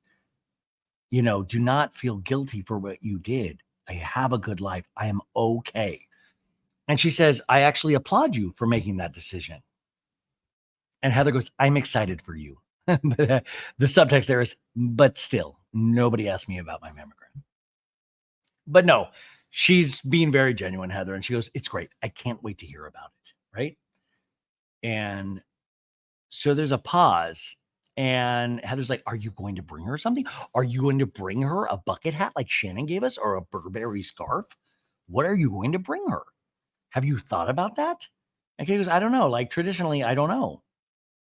And all of a sudden, Emily is kind of butting in, and Heather's like, what? And Emily goes, I was just saying, this is the most conversation I've seen you two have. So I was encouraging it, which is always good when somebody points out something that is already awkward and they're like, hey, you guys are finally talking. This is pretty cool. That doesn't really ever encourage the conversation, but Emily is pointing it out. This is why also Emily, I love Emily because she has a wicked sense of humor. And also she produces, but not in the same way as Tamra, right? So she's like making that connection for the cameras and for us, even though I think we kind of would have seen it. Anyways, Katie goes, I feel like right now in a talking head, Heather and I are good at coexisting, being really cordial to one another. She's very good at like polite, ice cold. And then in Heather's talking head, Heather goes, I asked about Katie's history because it's interesting. Too bad she's not. Oh, Heather. Heather has some of the most ice cold talking heads this season. She had it with Emily and not fitting into the dress, saying, "Oh, the outfit was tight. The outfit was tight." And this, you're talking about somebody's birth mother and being given up for adoption, and she says, "Too bad Katie's not interesting." Like, is it necessary? Is it needed? Like, I do wonder, even Heather's been on the show so long and she's so respected on this show. But at the same time, I wonder if these little moments haunt these people, these characters, these housewives in a sense of like, man, not my finest moment saying that because that didn't deserve it, right? We can all agree that moment, it did not deserve that. But she still said it. Anyways, now Tamra takes the ball and she's like, anyways, what's going on with your lawsuit? And Heather goes, why are we talking about that? This is like frickin' frack. They have this whole plan. And Tamara goes, I was just wondering. And Emily goes, do you want to talk about it, Shannon? Do you want to talk about it? And Shannon looks completely confused. And she's like, do I like to talk about it? Absolutely not. No. And then Tamara goes, but you were just on Jeff Lewis's show. Shout out, Jeff. Nice name drop. And you talked about it for an hour. And Tamara has her, her head resting on her hand, reporter like, and you just went on Jeff Lewis talking about it for an hour. And Shannon goes, I have absolutely the right to say that what is getting put out there about me is wrong. People are saying that I borrowed $75,000 for a facelift, and I didn't. There was no promissory note, nothing discussed prior and after. And by the way, Shannon is activated now. And she also has one of these little flowers from the drink, like tucked in the side of her hair. So she's also beautiful. And Shannon goes, never asked me for the money. Then a day or two later, he sends me a promissory note. I was freaking livid because you don't know how many times. And they said this on the radio show. And then Heather goes, he sent you a promissory note? And Shannon goes, yes. And then Heather goes, that's the first time I've heard of that. This is where it's like, Heather, it feels icky. It feels evil on the heels of the Katie comment and now on this, because you already had many conversations with Tamra about this. So you acting surprised in this moment is weird. In a talking head, Heather goes, maybe the money was a loan. I don't know. And then in Tamra's talking head, she goes, I know for a fact that Shannon borrowed that money. She told me she borrowed that money. And I see his point of view. I'd probably sue your ass too. God, evil. Evil. I know these ladies are doing their jobs, but at the same time, I think there is a world in which we can exist where we can work this money shit out without the courts and without you having to betray friendships, even if they're not on a good note right now, that you don't have to do this. You don't have to make a fool of somebody on television. And this is where it becomes like a punching bag. And we're all sitting there with our popcorn. Yeah. Because even me, I'm like, yeah. But at the same time, you just don't want this, because imagine this in your own life, how crushed you would be. And I know everybody's like, Shannon plays the victim. Shannon, but come on. We always let men off the hook so easily. Isn't there a world in which there is shared blame? Isn't there a world in which Johnny J, and the fact that, like I said earlier, he shows up to all these events. Come on, man. This isn't the Real Housewives of John Janssen. It's the Real Housewives of Orange County. Sorry your relationship didn't work out, but it didn't work out. You don't need to go this path. You found the love of your life in fun, Lexi. Chalk it up to a win, and you got some Ferragamo shoes out of it. Can't we just chalk that up to a win? And then Emily goes, Shannon, are there any communications where it says it's a loan? And Shannon goes, there is one a few days after the promissory note, and I'm in a lawsuit now. And Tamra goes, you just talked about it for an hour on Jeff Lewis. And Shannon goes, I'm talking. And then Tamra goes, I was shocked that you would talk about it for an hour on Jeff's show if you're in a lawsuit. And Shannon goes, I talked to my attorney beforehand, and he said, they keep firing away at you. You can tell the truth. And Tamra goes, and there's something that you said that was a lie, Shannon. Dun, dun, dun. And Shannon goes, what did I say that's a lie? And Heather goes, well, I'm not sure I would call it a lie. It was disturbing to me is that you came to my room in Sonoma and you showed me a very disturbing picture of you. It was your 60th birthday boudoir. Could you imagine? It was your boudoir photo. No, it was obviously the photo with blood running down her face. And Shannon immediately, this is why the show can be so toxic and so entertaining at the same time, because these ladies also realize when, oh shit, I'm in the middle of a scene that they've already staged in their heads. I'm not talking about producers. I'm talking about these ladies. So Shannon goes, oh, she gets it right now. She goes, oh, wow. The fact that you're bringing this up right now, Heather, you know what? And then Emily goes, what? Let her finish, Shannon. Like I'm saying, Emily's turning into a producer. And Emily goes, let her just finish, honey. Let her just finish, honey. And Heather goes, no, but you came to me and you told me, you said all these things about John and what happened after the accident. But then when I heard you on Jeff, I love that Jeff Lewis, all of these ladies listen to him every day, which I don't believe is true, even though they should. It's a decent show. It truly is. I'm not just saying that because I get to be there every week, but he's pretty good at what he does. He's really good at what he does. And don't get upset when I say that. I know anyways. Heather goes, well, anyways, we flash to Jeff Lewis's show, and Jeff is saying, how did John not hear it? Has that ever occurred to you? And Shannon goes, I haven't. And she's tired. She goes, I haven't really thought about it, Jeff. And how I read that, which, by the way, Doug Buden, masterfully, actively listening right next. It kind of seems like that thing you say when you're like, I haven't really thought about it, Jeff. Like, get off this topic. Get off this topic. I'm tired of it. So that's how I took it. And I was there that day when this happened. And then Shannon continues, and you go, oh, so Heather goes, and you go, oh, I don't know. I've never thought about that. And Shannon goes, no, I didn't. And then Heather goes, you said it with no emotion. And then Shannon goes, then I didn't mean to say that. I will never know if he heard my accident or not. And then Heather goes, you go, I'm sorry, I never thought about that. It made me feel used. Oh man, not Heather's finest episode, truly. I mean, the mammogram stuff, an amazing message. This, on top of the Katie thing, not her finest hour. Because Heather, this isn't about you. And if you want to talk about other housewives using other housewives, you're literally talking about the thesis of the show. That's how this show exists. And she knows it. She knows it in this moment. Heather knows it. And that's what kills me about this scene. Anyways, Heather and I talking, and goes, to me, it feels like Shannon told me on purpose in that moment, at that period of time, so that it would be on camera that way, so it would get out to the group that way. Is this propaganda? I feel used. Shannon and I talking, and goes, how does Heather turn that into something about her? Yeah.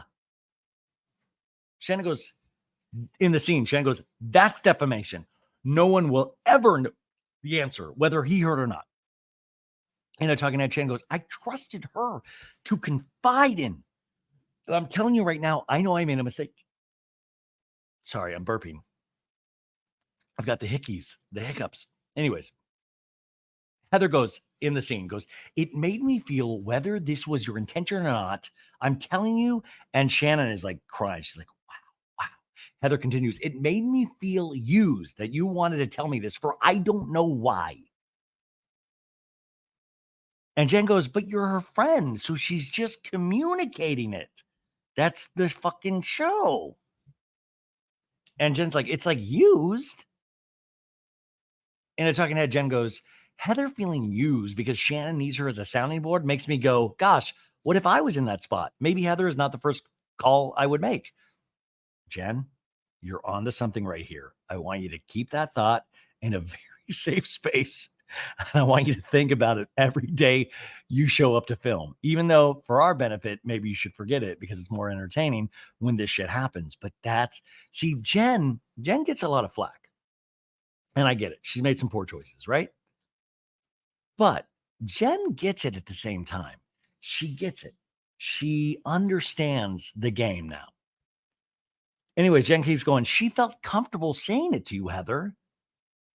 And then Tamra in a talking head goes, this is classic Shannon. Like she used to have me all the time. Like, can you say this about David Beador? And then I'll be like, hey girls, da, da, da, da, da, da, da. And she'll be like, oh my God, don't say that. Okay. So Tamra is correct in that sentiment. But I also want to point out, and you guys know, you're a sophisticated audience. All of these women do that. That's the show. In this scene, can you bring this up? In this scene, can you bring this up? And I'll act shocked. Guys, sometimes it's not the producers. It's the ladies self-producing. It's the ladies in these little minute, like think about how you are with your girlfriends or your boyfriends or whoever, like where you'll be like, oh my God, we're going to get this person. You say this, you say that. We're going to come at them both ways. That's how we are in real life. But now they know how to do it to try to make a entertaining scene in their eyes. But it kind of is devoid of any sort of humanity, right? Tamara's like, where'd you hear that? Girl, you set the whole thing up. Guys, we're now getting the minutia and we're breaking the fourth wall because if we really want to get into it, I'm sure there's many times that Tamra has had other people bring up things for her. Now, Gina pipes in and goes, like, this is big time. What's happening here? This shit is like really heavy. And Shannon goes, no, this is a reality show trickling into my real life. And she's like, yeah. And Heather kind of looks disturbed, like she's really thinking about something. And then Heather goes, isn't this our real life? And everybody's like, it's my real life. It's definitely my real life. Everybody's like, no, it's my real life. It's my real life. And then the waiter comes up, we've got the miso baby chicken. Be careful. It's very hot, very hot. So now there's like fumes. Like the conversation is on fire and the table is on fire from this miso chicken. And Shannon's like, I said something to you because I felt on that day I needed to talk to a friend. Because remember, where Shannon was on that day was that the lawyers were not going to accept Shannon's offer. So we all saw that episode. And Shannon's like, I chose you to talk to. And then Tamra goes, you're not the fucking victim, Shannon. Low blow, Tamra. You are better. Well, I don't know if you're better than this, but come on. And Shannon goes, you know what? You know what? I'm a fucking asshole. I'm a fucking asshole. And she gets up to leave. And everybody's like, no, no, no. And Shannon goes, I'm going home. And I'm like, JetBlue? Like, I mean, do you mean the hotel? And Shannon goes, I don't need this shit. I'm fucking tired. And Emily's like, Shannon, but come on. It's too much. And Shannon's like, I'm done. I'm done. And the miso chicken is it's like, looks so good. I mean, we're missing out. And then Tamara's like, she was caught in a lie. And Gina's like, but why does the lie matter right now? I'm telling you guys, I told you this multiple. Gina's having a season of a lifetime because Gina still has her humanity. Because she's right. Why does the lie matter right now? Why does the lie matter? And then Shannon hears that and she's like, keep fucking talking about me, you guys. And you know what, Tamra Judge? You know what, Tamra Judge? Don't you ever call me a victim again. And by the way, she's at the elevator, but you see there's like these steel bars, these black bars in between Shannon. So she's like at the elevator, but you can see her through these bars, right? And she goes, I already told you that. I am working on myself. Victims sit back and feel sorry for themselves. I am moving forward in my life. And you guys, this is so evil because they have a shot of Tamra and she's just laughing. She's like, come on, Tamra. And Shannon sees this and goes, and you're laughing at me? You're laughing at me? And Tamra goes, I'm just laughing because it looks like I'm looking at you through bars. And then Emily goes, you look like you're in jail. I don't know why this is funny. I don't know what were in those drinks. But this isn't funny, man. This is not funny to me. And yeah, we're not privy to all of the ins and outs, but come on. And Jen goes, that's tacky, guys. That's tacky. And Shannon finally gets in the elevator. And she goes, wow, wow. And we cut to commercial. Damn, brutal. Okay, so anyways, we come back from commercial and Tamara's still going, she was caught in a lie and she can't handle it. And that's why she's getting so mad about things. She went on Jeff Lewis's show to have Jeff do her dirty work and to talk shit about John. Okay. Listen, I'm so tired of everybody fighting with everybody and all this shit with like podcasters and radio hosts and all this shit. But Jeff truly does care about Shannon. And I know he's good friends with Tamra as well. And I don't want to speak for Jeff, but Jeff was not like doing Shannon's dirty work. I believe Jeff truly had this thought for himself. Now, remember, Jeff hung out with Shannon and John Janssen many times, went on his boat, the whole thing. And so Jeff is not a dumb dude. He puts these things together and he did have this natural thought. And he actually called Shannon and told her about this. And that is what triggered Shannon into even thinking about this, which led to that conversation with Heather. So to me, that makes sense. And so if you care about your friend and think about it, think about all of your girlfriends that guys treat like shit. And you're like, this is why this, I mean, come on, guys. Anyways, Tamra goes, she could have promoted her business. Should I pull her back? Should I pull her back? And Gina goes to pull her back. And they're like, she needs to stop leaving. Come on. No, she needs to protect herself. Tamra and I talking head goes, I mean, clearly Shannon's running towards the bar. I'm not running after her anymore. No shit, you're not running. By the way, she wouldn't even accept it at this point anyways. Now we cut to Shannon and she goes, can I get a Diet Coke and a Belvedere soda? So Tamra was right on that one, right? But I will say, when you are in the jungle like this and you still haven't figured out all your shit, you're going to need a Diet Coke. No, I mean, you're going to think you need that Belvedere soda. But Shannon's drinking issue and these women coming down on her, particularly Heather and Tamra, are two different things to me. Okay, so the producers are all kind of talking to her. Shannon gets on her phone. We go back to Tamra, and Tamra goes, I mean, I'm sorry. I was just trying to be. And then Katie goes, Tamra, you just sat there and you were very calm, which to me, it's even scarier when Tamra's calm. That's scarier to me. So Gina goes up and she's like, oh, Shannon. Oh, Shannon. And Shannon's like, I'm going home. I'm going home. And Gina goes, it's too much. It's too much. And Shannon goes, you know, in Sonoma that day, I reached a breaking point. And you can tell this is real because the camera's trying to have a hard time like adjusting focus. She's like, I reached a breaking point that day and I needed to talk to somebody.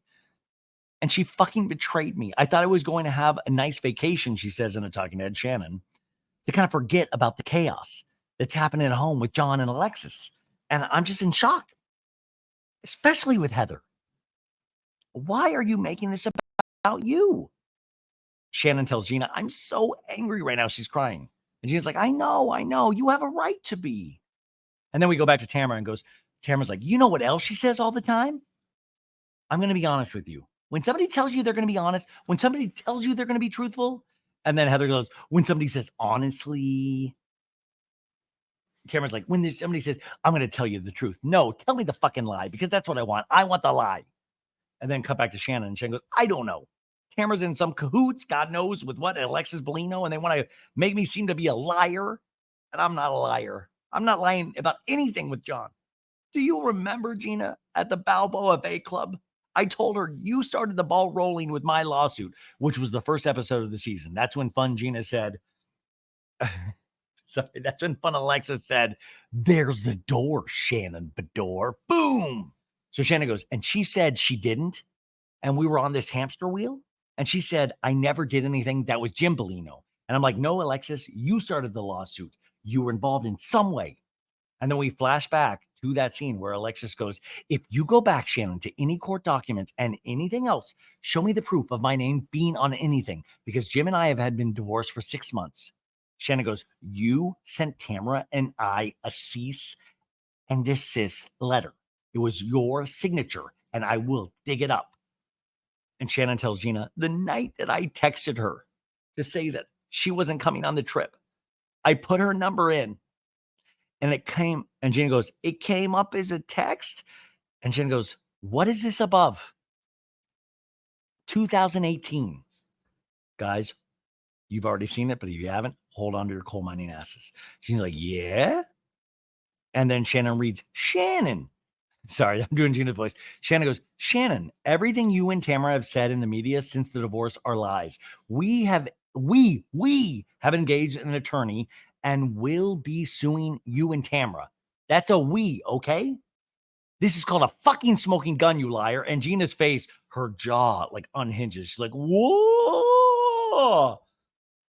And Gina goes, oh, it's long. Like Gina with the text message. Well, it's a long text message. Oh my goodness, golly gee.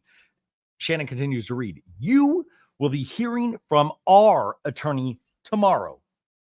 Gina unhinges her jaw again and goes, whoa. She said repeatedly she never sent that. And Shannon goes, did she start the ball rolling? Like, had I not invited her to say you're not coming, I never would have known that this was on my phone. From 2018. And Gina goes, holy shit, Shannon. We got a show, baby. No, she just says, holy shit, Shannon. Holy shit. And Shannon goes, yeah.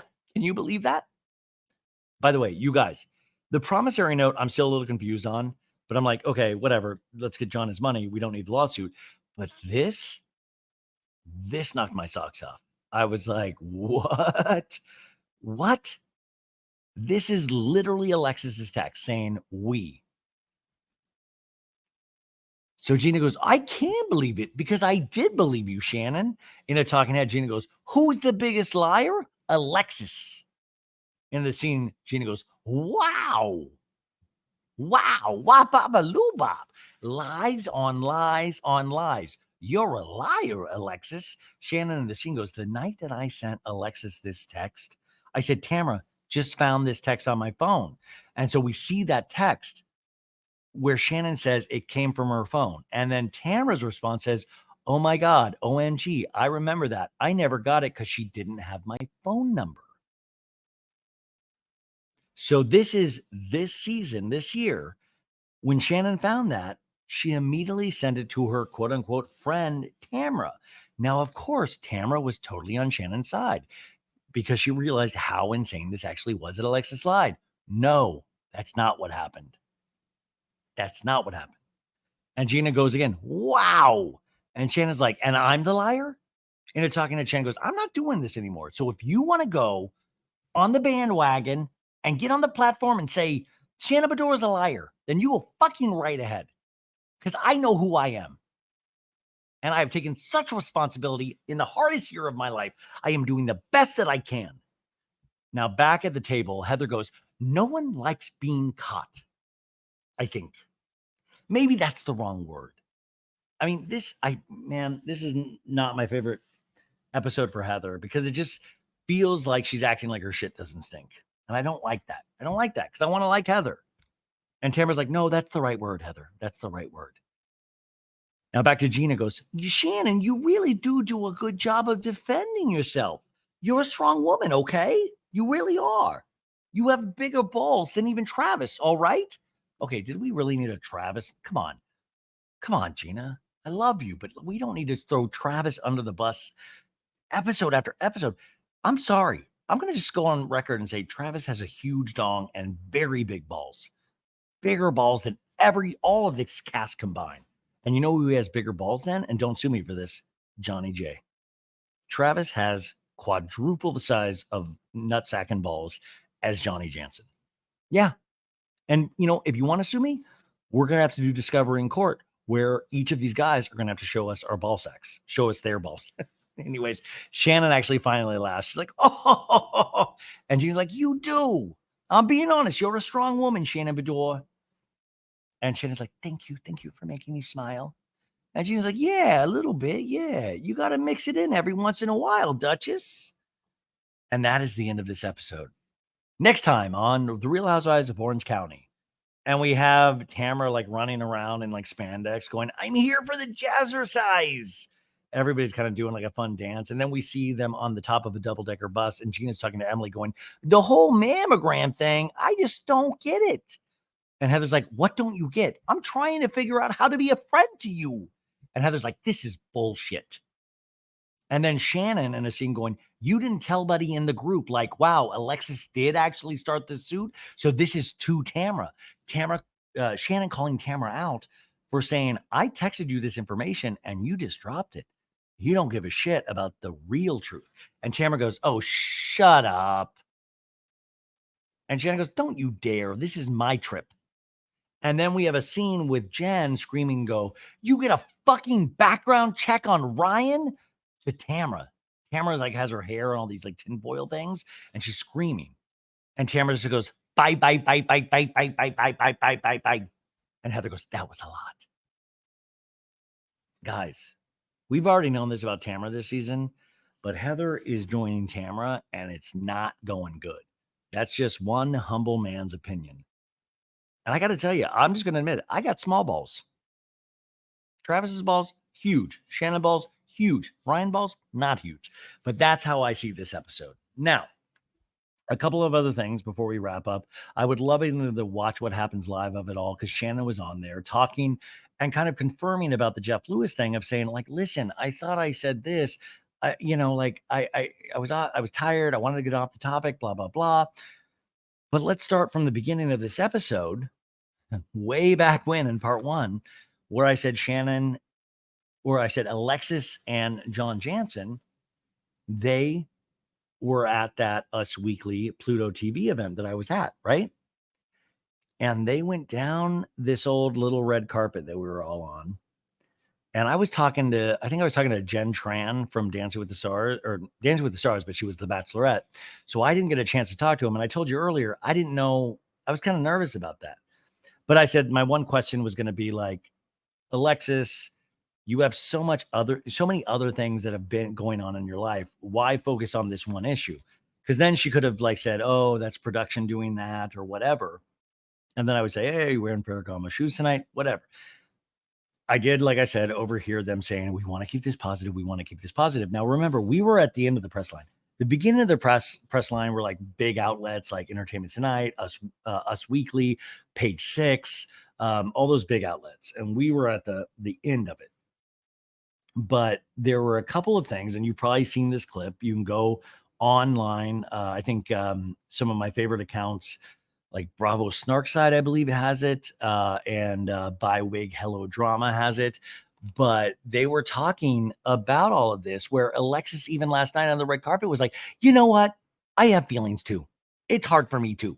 And I'm like, that is not the way to go. That's why the olive branch never meant shit to begin with. And even John Janssen says Shannon has a habit of, she said something like she's very skilled at trying to make people feel bad for her. And I gotta say, I always bring this point up. And I told Tamra this, when I did that little interview with her a couple weeks ago. I said, Tamra, you're built differently than Shannon. You're able to handle pressure differently than Shannon. We're all built differently. I love people that are like, oh, these people are trying. Like I had an ex-friend say that to somebody, and I don't think they ever know that it got back to me, was that, oh, this guy just wants people to feel bad for him. And I'm like, but it's like, like, well, what if I actually do feel that way?